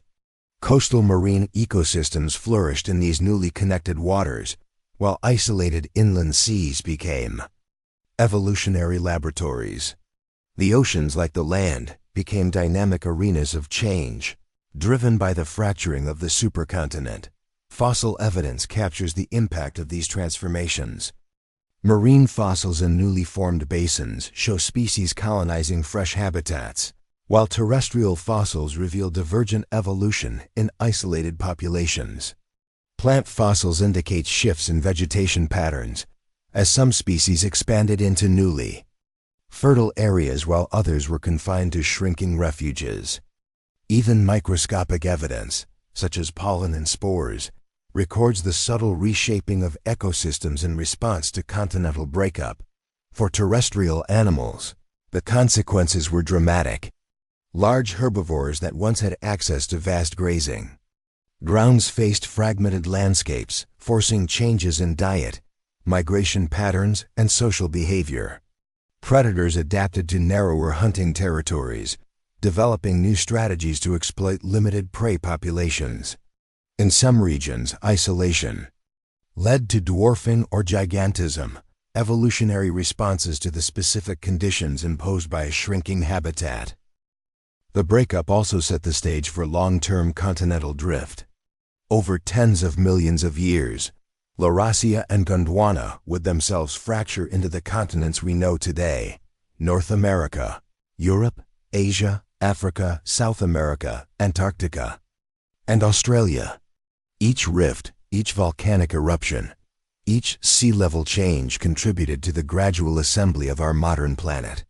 Life adapted alongside these changes, producing lineages that would survive, diversify, or vanish in response to the shifting world. Perhaps most striking is how the breakup reshaped ecological connectivity. Rivers, mountains, deserts, and newly forming seas redefined migration routes, predator-prey interactions, and plant dispersal. Species that had once interacted freely now evolved in isolation, creating pockets of biodiversity with unique adaptations. In essence, the breakup of Pangaea was a grand experiment in evolution, producing winners, losers, and countless species that would lay the foundations for the ecosystems of the future. Volcanic activity continued to accompany rifting, sometimes triggering localized climate extremes. Ash clouds blocked sunlight, temporarily cooling regions, while lava flows reshaped landscapes and destroyed habitats. Yet these events also created opportunities. Nutrient-rich soils promoted plant growth, while isolated areas became refuges for species that would later recolonize larger regions. Life was resilient, constantly responding to the pressures and opportunities created by tectonic forces. Even small-scale environmental changes had cascading effects. A new river could split a population of amphibians, leading to divergence over generations. A shift in coastline could isolate a forest patch, creating unique plant assemblages. The breakup of Pangaea was not just a geological event, it was an evolutionary laboratory, reshaping life in ways both subtle and dramatic. By the end of the supercontinent's reign, the world was unrecognizable. The once contiguous landmass was now fragmented into multiple continents, surrounded by shifting oceans, dotted with mountains and rift valleys, and sculpted by volcanic forces. Life had adapted, diversified, and survived, laying the foundation for the rich biodiversity we see in the Mesozoic and eventually the Cenozoic. Pangaea's breakup marked the beginning of a new chapter in Earth's story, a world where continents would drift, climates would shift, and evolution would continue its relentless march. Standing in imagination on the edge of a rift, one can envision the slow, unstoppable forces at work, molten rock forcing its way upward, mountains subtly rising, seas encroaching on land. It was a world of tension, transformation, and extraordinary consequence. The breakup of Pangaea was both an ending and a beginning, the closure of a supercontinent story and the opening of a new era for life on Earth. As we reflect on Pangaea's final days, we understand that the supercontinent's legacy is everywhere. In the distribution of continents, the evolution of species, and the patterns of ecosystems that persist today. The breakup was not merely a geological process, it was a defining event that shaped the trajectory of life itself, proving that even in fracture and change, the story of Earth's life continues to unfold in remarkable ways. Chapter 11 Echoes of Extinction, 2,000 words. The story of Pangaea is not only one of supercontinents and sprawling forests, but also of loss. For all its sprawling ecosystems and rich biodiversity, Pangaea was also a stage for some of Earth's most dramatic extinction events. Environmental upheavals ranging from volcanic eruptions and shifting climates to droughts, storms, and rising seas converged to create crises that life could not always overcome. These echoes of extinction left scars on the fossil record and shaped the trajectory of evolution for millions of years to come. One of the most powerful drivers of extinction on Pangaea was climate change. The supercontinent's vast interior experienced extreme temperature fluctuations. Summer heat could bake vast deserts, while winters brought freezing conditions in higher latitudes. Species adapted to specific conditions often found themselves suddenly in climates they could not tolerate. Herbivores dependent on particular plants faced starvation when those plants withered or vanished, and predators lost their prey. These cycles of scarcity created cascading effects across food webs, reshaping entire ecosystems. Volcanic activity played a central role in driving extinction events. Massive eruptions released enormous volumes of lava and ash, devastating local habitats. In moments beyond immediate destruction, volcanic gases altered atmospheric composition, triggering acid rain, reducing sunlight, and contributing to global cooling or warming. Some eruptions were so extensive that they caused long-term climatic shifts, impacting ecosystems across the supercontinent. Fossils found in ash layers reveal snapshots of sudden deaths, herds frozen in mid-movement, forests buried in fire and ash, and aquatic species caught in oxygen-depleted waters. Droughts were another silent killer. Pangaea's vast landmass made its interior especially vulnerable to aridity. Rivers and lakes dried up during prolonged dry periods, forcing herbivores to travel further in search of water, often exposing them to predators or extreme heat. Plant life suffered and localized. Extinctions occurred when species could not migrate or adapt quickly enough. For smaller animals with limited mobility, such conditions could be catastrophic, wiping out populations before they had a chance to recover. Shifting seas added complexity to these extinctions. As rifts formed and the supercontinent fractured, coastlines changed dramatically. Marine habitats were flooded, while others were cut off, creating isolated basins with unstable ecosystems. Saltwater intrusion or lowered oxygen levels in these enclosed seas led to die-offs of fish, mollusks, and other aquatic species. Land-dwelling species, in turn, lost access to food and water, amplifying the ecological ripple effect. Predators were not immune. Apex hunters often struggled when prey populations collapsed or migrated. Some adapted by expanding their diets, but specialists, those reliant on particular prey, were at high risk. Fossil evidence suggests periods when predator numbers dwindled dramatically following mass die-offs of herbivores. In some cases, predator extinction created temporary vacuums, allowing opportunistic species to fill ecological niches in unexpected ways. Mass extinctions did not strike all regions equally. Equatorial forests often served as refuges, sheltering species from extreme heat, cold, or aridity in other parts of Pangaea. High-latitude regions, however, faced harsher consequences as glacial advances, storms, and temperature swings compounded the stress on ecosystems. These geographic differences in survival created pockets of diversity, allowing life to recover and adapt over time. Even in the aftermath of catastrophic events, fossil evidence captures both the suddenness and the aftermath of these extinctions. Layers of sediment reveal abrupt changes in species composition, with once abundant plants and animals disappearing entirely. Meanwhile, new species emerge in subsequent layers, showing how extinction paved the way for evolution and diversification. Life, it seems, is resilient even when struck by seemingly insurmountable environmental pressures. The Permian-Triassic extinction event, often called the Great Dying, exemplifies the scale of Pangaea's ecological upheaval. Approximately 252 million years ago, massive volcanic eruptions in what is now Siberia released vast amounts of carbon dioxide, triggering global warming, acid rain, and ocean anoxia. Up to 90% of marine species and 70% of terrestrial species perished. On Pangaea, these conditions devastated forests, deserts, rivers, and coastlines. The survivors were few, but they would go on to shape life for millions of years, paving the way for the rise of the dinosaurs in the Triassic. Extinction events also influenced evolutionary trajectories. Isolated populations that survived found themselves free from competition, opening ecological niches that allowed rapid diversification. Herbivores that endured could exploit new plant communities, while predators adapted to the availability of different prey. Extinction was both an end and a beginning, a beginning, force that reshaped ecosystems and set the stage for future dominance by new groups of species.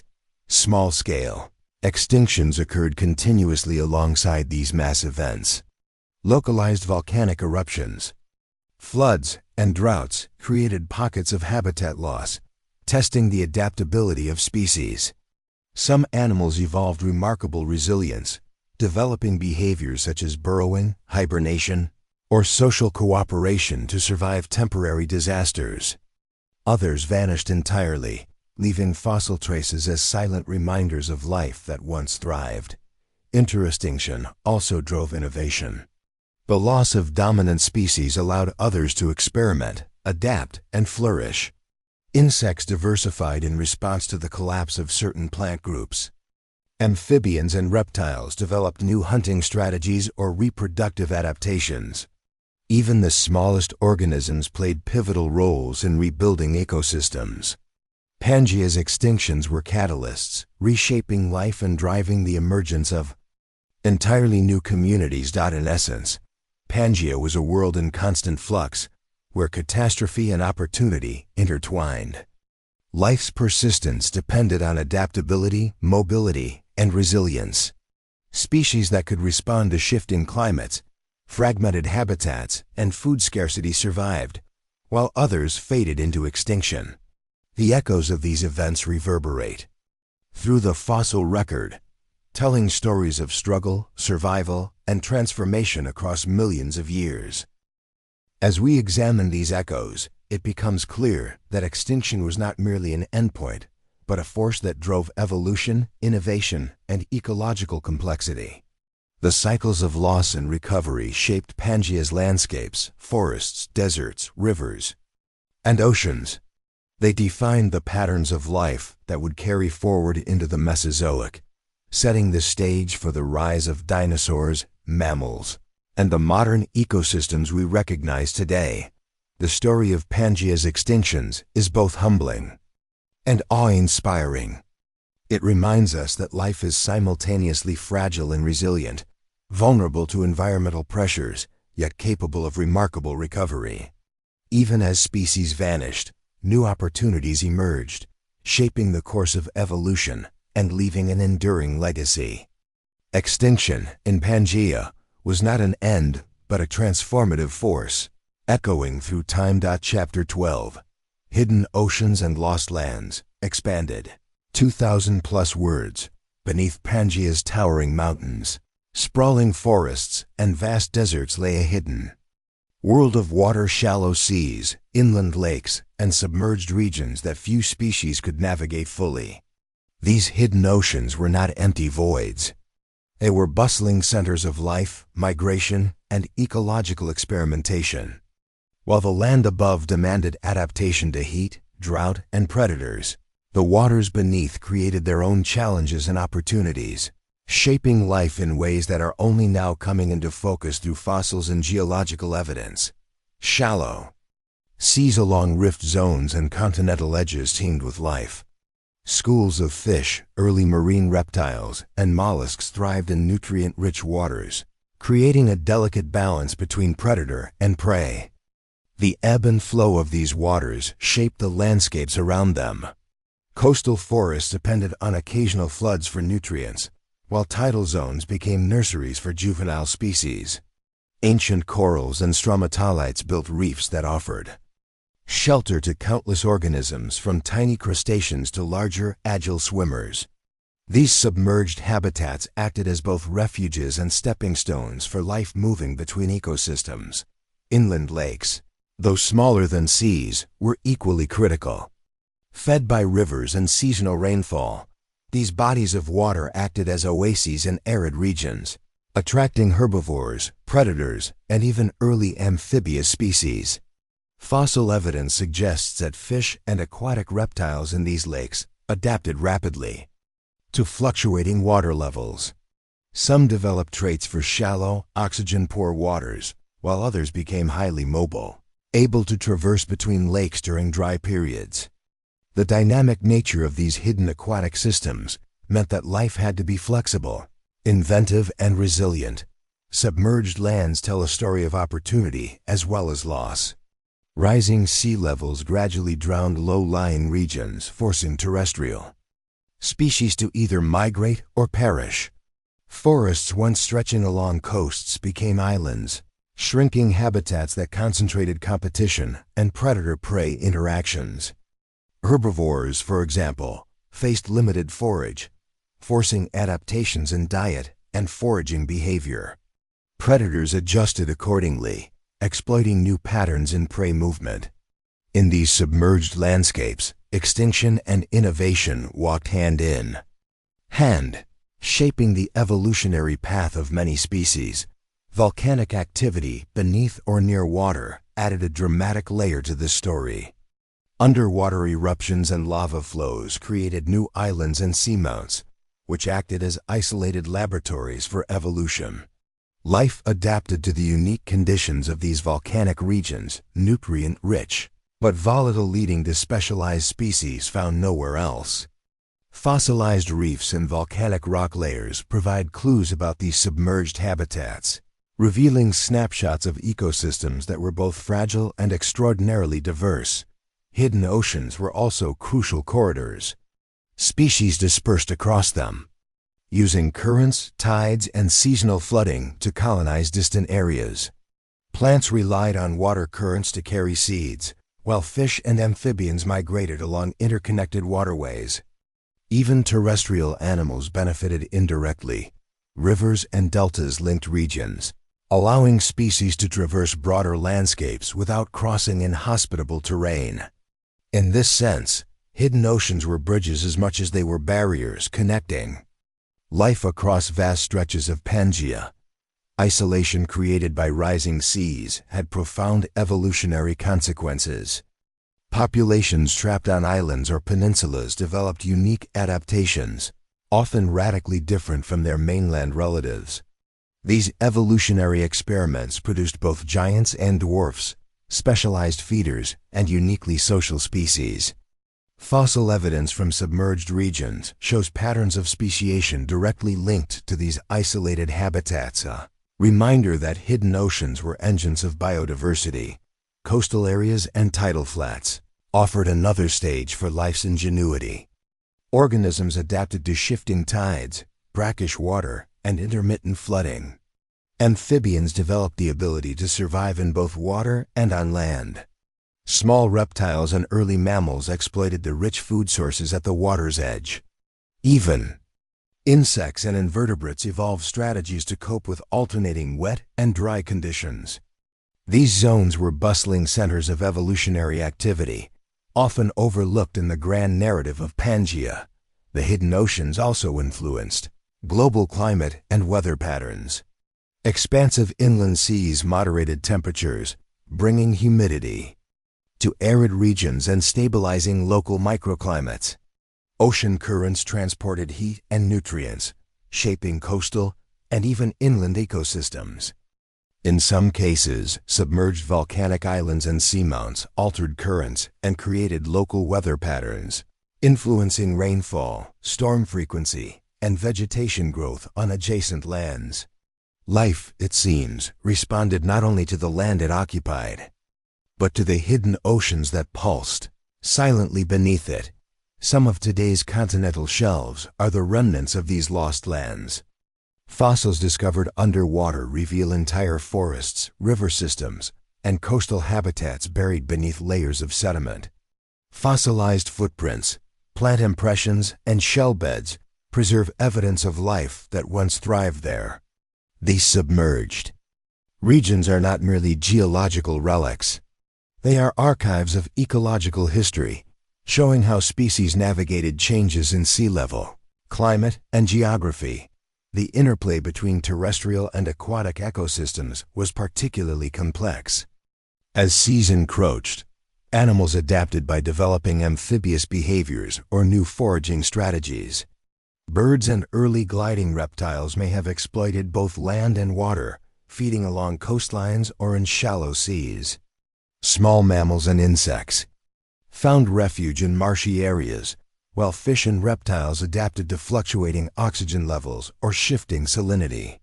Hidden oceans shaped life across multiple layers of the food web, influencing behavior, morphology, and even social structures. Fossilized coral reefs and shell beds provide remarkable insight into these submerged worlds. Some reefs existed in areas that are now deep underwater, showing how life once thrived far from today's coastlines. Shell beds reveal species interactions, predation, competition, and symbiosis, offering a glimpse into the complexity of ancient ecosystems. Even tiny microfossils, like pollen and spores, track changes in vegetation and climate, highlighting the profound interconnection between land and sea. Ultimately, Pangaea's hidden oceans and lost lands remind us that much of Earth's history is submerged, waiting to be discovered. They tell stories of resilience and adaptation, of ecosystems evolving under pressure, and of life finding opportunity even in isolation or upheaval. Each fossil, sediment layer, and geological formation adds a chapter to this submerged history, allowing us to piece together a world that existed long before humans walked the planet. In reflecting on hidden oceans and lost lands, we see the Interplay of destruction and creation, isolation and connection. Life adapted, evolved, and persisted, demonstrating resilience and ingenuity. Pangaea's submerged regions were not empty wastelands. They were active, vibrant theaters of evolution, shaping species, ecosystems, and ultimately the trajectory of life on Earth. These hidden histories underscore a profound truth. Much of Earth's story is written not on land, but beneath the waves. The oceans and submerged lands of Pangaea hold secrets of survival, adaptation, and evolution that continue to inform our understanding of the natural world. They are reminders that life is both fragile and persistent, and that even in the depths of loss, opportunity abounds. Chapter 13. Predators and Prey. 2,000 words. Life on Pangaea was never gentle. Across deserts, forests, and floodplains, survival demanded strategy, speed, and sometimes sheer luck. Predators roamed with relentless focus, while prey species evolved remarkable defenses, behaviors, and adaptations to evade them. The dynamics between hunter and hunted shaped ecosystems, dictated evolutionary pathways, and created the intricate web of life that defined the supercontinent. Predators were as diverse as their prey. Large theropod dinosaurs patrolled riverbanks, forests, and open plains, combining strength, agility, and acute senses to track and ambush herbivores. Some relied on brute force, overpowering prey with sheer size, while others depended on cunning, speed, or coordinated hunting strategies. Fossilized footprints and bone injuries tell tales of fierce confrontations, revealing interactions that were deadly, yet essential for maintaining ecological balance. Prey animals, meanwhile, were far from defenseless. Evolution equipped them with an arsenal of strategies to survive. Armored plates, sharp horns, and elongated tails provided protection. Speed and endurance allowed escape. Camouflage helped avoid detection. Herding behaviors emerged as a common strategy. Numbers could confuse predators, provide early warning systems, and improve survival rates. These interactions between predator and prey drove constant adaptation, an evolutionary arms race unfolding. Over millions of years, the size of Pangaea contributed to unique hunting dynamics. Vast landscapes meant predators had to cover enormous distances to find food, while prey species had room to roam and escape. Migration routes, seasonal patterns, and resource availability influenced hunting strategies. Large rivers and inland seas created natural corridors and barriers, shaping predator-prey interactions in ways that are only visible today through fossilized remains and sedimentary evidence. Specialized predators evolved to exploit particular prey niches. Some were fast, lightly built hunters targeting small, agile herbivores. Others were ambush predators, relying on stealth and sudden bursts of speed to capture unsuspecting prey. Fossils indicate that some theropods developed serrated teeth and strong jaws to tackle armored herbivores, while others possessed claws designed for gripping and tearing. The diversity of hunting strategies illustrates the complexity of Pangaea's food webs. Herbivores, in turn, evolved in response to predation pressures. Defensive adaptations were not merely physical. Behavioral strategies were equally critical. Some species formed tight herds. Others used alarm calls or warning displays to alert companions. Migration patterns shifted to avoid predator hotspots, and reproductive strategies adjusted to ensure population survival despite ongoing predation. Evolution, it seems, favored not only strength but intelligence and cooperation. The fossil record captures dramatic moments of predator-prey interactions. Tooth marks on bones, healed injuries, and even fossilized death assemblages show evidence of hunting, escape, and sometimes failure. Some fossils suggest sudden attacks, where predators ambushed herbivores near water sources or along migration routes. Other evidence points to prolonged chases, with prey evading capture until exhaustion, revealing the tension and high stakes of daily survival on Pangaea. aquatic and semi-aquatic. Predators added another layer of complexity. Rivers, lakes, and shallow seas hosted crocodile-like reptiles, early amphibians, and predatory fish. These hunters adapted to ambush strategies in murky waters, snapping at fish, amphibians, or even unwary terrestrial animals venturing too close. In these environments, survival depended on vigilance, speed, and sometimes camouflage, highlighting that predator-prey dynamics were not limited to land alone. Environmental changes, droughts, floods, volcanic eruptions intensified predator-prey interactions. Scarce water sources concentrated herbivores, creating hunting grounds for predators. Conversely, flooding could disperse populations, making hunting more difficult. Seasonal variations forced both predators and prey to adapt continually, demonstrating how ecological pressures shaped behavior, morphology, and survival strategies in an ever-changing landscape. Even small-scale predators played pivotal roles in ecosystems. Insects, small reptiles, early mammals hunted insects, eggs, or young prey. These interactions controlled population dynamics, influenced vegetation patterns, and maintained ecological balance. Every level of predation contributed to the complex tapestry of life, from the tiniest hunter to the apex predator dominating the plains. The arms race between predators and prey drove evolutionary innovation. Faster prey selected for faster predators. Better camouflaged prey favored more perceptive hunters. Physical adaptations like horns, armor, claws, and teeth evolved in response to ecological pressures. Behavioral adaptations, group living, alarm calls, nocturnal activity also emerged, demonstrating that survival on Pangaea demanded a combination of strength, intelligence, and strategy. Competition among predators further intensified dynamics. Multiple predatory species often shared territories, each specializing in different prey or hunting techniques to avoid direct conflict. This competition shaped population structures and influenced evolutionary pathways as predators adapted to exploit unique niches, ensuring survival alongside rival species. Interestingly, predator-prey dynamics also influenced reproductive strategies.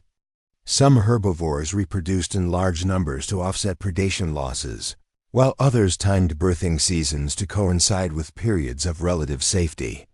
Predators, in turn, adapted hunting strategies to exploit these seasonal patterns, demonstrating the intricate interconnectedness of life across Pangaea's ecosystems. The interplay of predators and prey on Pangaea exemplifies the balance of life and death that has defined Earth's history. Extinctions, migrations, adaptations, and survival strategies all stem from these interactions. They left lasting marks in the fossil record, offering glimpses into the intensity, intelligence, and resilience of life millions of years ago. This lens, we see Pangaea not just as a static supercontinent, but as a living, breathing world of struggle, strategy, and survival. Every predator stalked, every prey evaded, and every interaction rippled across ecosystems, shaping evolution and defining the survival of species. The drama of hunting and survival was continuous, relentless, and profoundly transformative. Reminder that life on Earth thrives through adaptation, resilience, and the relentless push and pull between hunter and hunted. Chapter 14: Secrets Beneath the Soil. 2,000 words. The soil beneath Pangaea holds a story older than any human memory. Fossils, footprints, and preserved plant matter offer a window into ecosystems that existed hundreds of millions of years ago. Each layer of sediment is a chapter of history, capturing moments of life, struggle, and adaptation. Beneath the soil lies not just the bones of ancient creatures, but the imprints of behavior, climate, and environmental change, an intricate record of a world that has long since vanished. Footprints, in particular, offer remarkable insight. Unlike bones, which tell us about anatomy, footprints reveal behavior. Herds moving across plains, solitary predators stalking prey, or small reptiles scurrying between plants, all are preserved as subtle impressions in sediment that hardened over time. Trackways allow scientists to reconstruct speed, gait, group behavior, and even interactions between species. Some fossilized tracks suggest dramatic scenes, a predator chasing its prey, animals pausing at water sources, or herds navigating treacherous terrain. Bones themselves tell stories of life and death. Fossils reveal injuries, diseases, and growth. Patterns providing a glimpse into the challenges species faced. Healed fractures indicate resilience. Gnaw marks reveal predation or scavenging. Tooth wear patterns tell us about diet.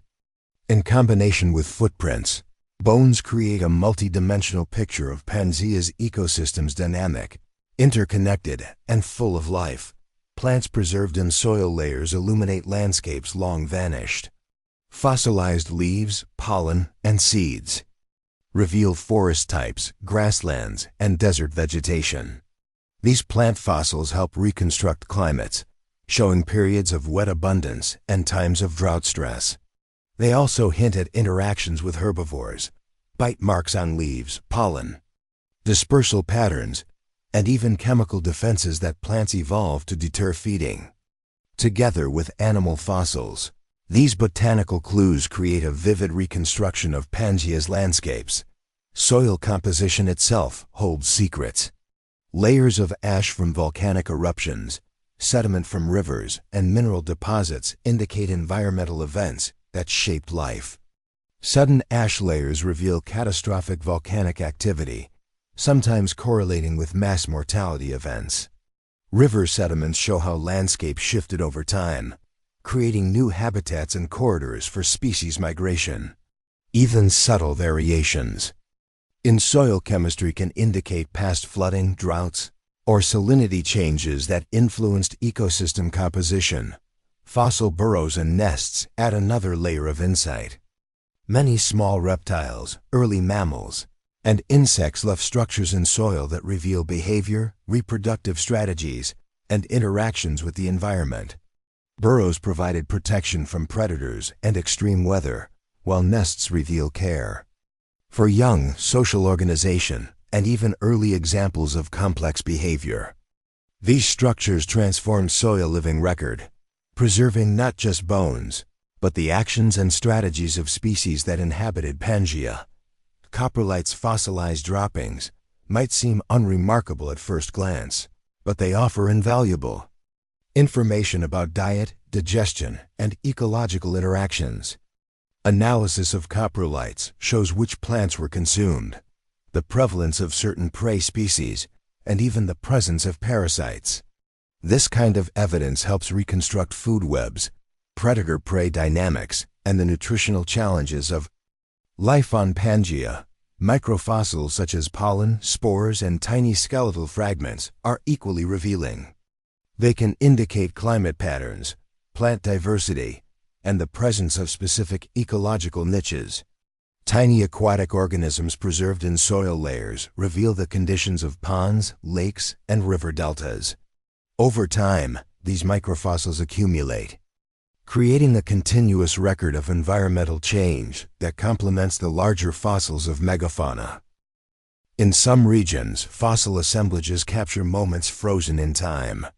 Mass mortality sites where entire groups of animals were buried rapidly by floods, landslides, or volcanic ash offer unparalleled insight into behavior, social structure, and environmental stress.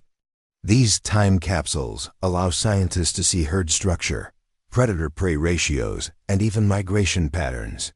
They serve as stark reminders of the fragility of life and the dramatic events that shaped Pangaea's ecosystems. Fossil preservation itself is a remarkable process, revealing how life can leave traces long after species have vanished. Rapid burial, mineral replacement, and chemical stabilization all contribute to preserving bones, plants, and footprints. Yet, not all life leaves traces equally. Small, soft-bodied organisms are underrepresented, reminding us that the fossil record is always partial, a puzzle requiring careful interpretation and imagination. The spatial distribution of fossils across Pangaea provides additional insights. By comparing sites separated by hundreds or thousands of kilometers, scientists can track migration, population density, and regional ecosystem differences. Fossil evidence shows that some species had vast ranges, while others were highly localized, confined to specific environments or refuges.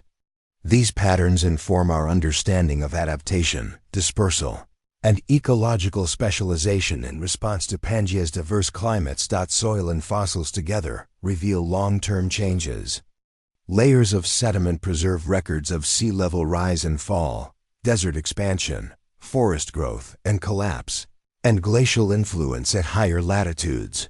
By reading these layers like pages in a book, scientists can reconstruct the rhythms of life and death, growth and decline, across the supercontinent.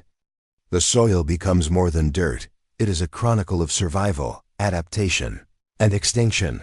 Even the smallest clues, tiny bones, plant impressions, and trace fossils, contribute to the broader picture. They provide evidence of insect activity, scavenging, seed dispersal, and interactions between species that are otherwise invisible. By piecing together these fragments, paleontologists can reconstruct entire ecosystems, revealing the complex tapestry of life beneath Pangaea's soil. In essence, the secrets beneath Pangaea's soil show us that life was dynamic, interconnected, and responsive to environmental pressures. Every footprint, every leaf imprint, every bone fragment contributes to our understanding of how species interacted with one another and with their landscapes. The soil preserves stories of migration, adaptation, predation, and survival, offering a window into a world that no longer exists, but continues to inform the story of life on Earth. The next time we examine a fossil or uncover a trackway, we glimpse not just a creature, but a moment in time, a piece of Pangaea's vast, complex, and dynamic history. Beneath the soil lies a record of triumph and loss, growth and extinction, a testament to the resilience of life and the ever-changing nature of our planet. Chapter 15: Legacy of a Supercontinent. 2,000 words. The story of Pangaea is not just about a landmass that once spanned the globe. It is the story of how Earth itself has been sculpted by the rise and fall of a supercontinent. Pangaea's formation, existence, and eventual breakup left indelible marks on geology, climate, evolution, and even the distribution of life we see today. Its legacy is everywhere, embedded in the continents, oceans, mountain ranges, and ecosystems that define our modern planet. When Pangaea first coalesced, continents collided and merged in dramatic fashion. Mountains rose as plates pressed together, forming ranges that rival modern peaks. Valleys, basins, and inland seas emerged from tectonic forces, providing habitats for a vast array of life. The sheer scale of Pangaea altered global climate patterns. Deserts sprawled across the interior, while coastal regions benefited from oceanic moisture. Life adapted to these extremes, evolving behaviors, diets, and physical traits to survive. The environmental pressures of Pangaea shaped not only species, but entire ecosystems, creating the blueprint for future continents. Pangaea's interior was harsh and vast, with enormous deserts stretching hundreds of kilometers. Water was scarce, and seasonal extremes were pronounced. Species had to innovate to survive, developing strategies that would echo through evolutionary history. Plants evolved deep roots and drought-resistant features. Animals became highly mobile, migratory, or adapted to survive long dry seasons. These adaptations influenced the evolutionary trajectory of species even after the supercontinent fractured, leaving behind genetic legacies that persist today. Meanwhile, coastal and marginal seas provided pockets of lush habitat. Life thrived in these zones, from rich forests to vibrant shallow seas, teeming with marine organisms. Fossils from these regions show incredible biodiversity, suggesting that these areas acted as refuges during harsher inland conditions. As Pangaea shifted, collided, and stretched, These ecosystems were continuously reshaped, leaving a layered legacy of environmental resilience and adaptation. The breakup of Pangaea began a slow, transformative process that reshaped the planet. Rifts opened, oceans widened, and new continents drifted into positions we recognize today. Each fragment carried with it unique species and ecosystems, isolated by water, yet influenced by global climatic forces.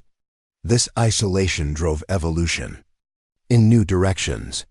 Species that had once shared a single supercontinent now diverged into distinct lineages, setting the stage for the diversity of life we observe on different continents.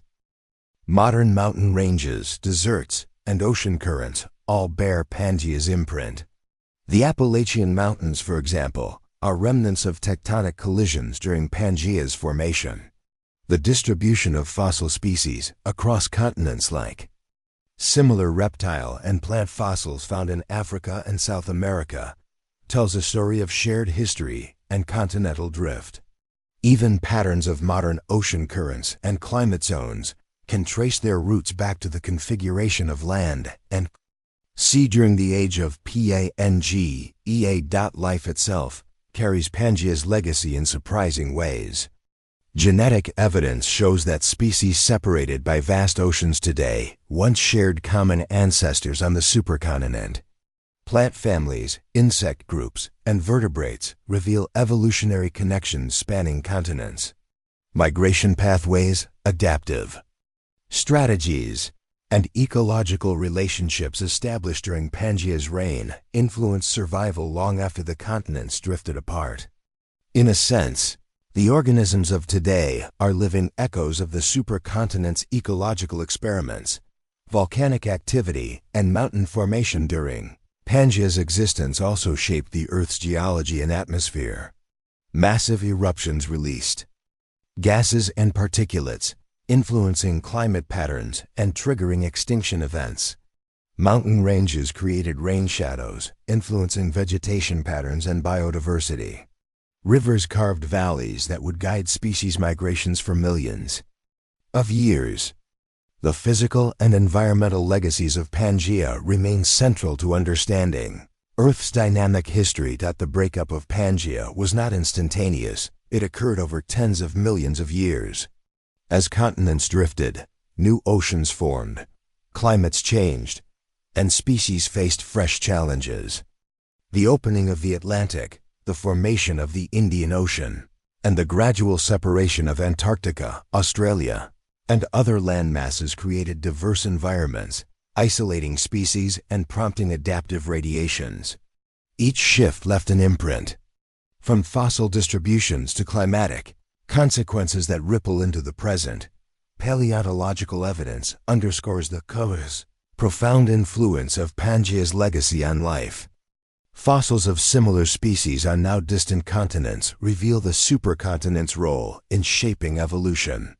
Some lineages thrived after separation, adapting to new climates and landscapes. Others vanished, victims of isolation, environmental stress, or competition. By studying these patterns, scientists can trace the movements, interactions, and adaptations that defined life across a connected world, and understand how those events shaped ecosystems that persist today. Even the soils and sedimentary basins carry Pangaea's fingerprints. Ancient riverbeds, lake deposits, and desert strata record the flow of water, climate fluctuations, and environmental upheavals. These geological archives help reconstruct the supercontinent's past, allowing scientists to link changes in climate and terrain with patterns of evolution, extinction, and species migration.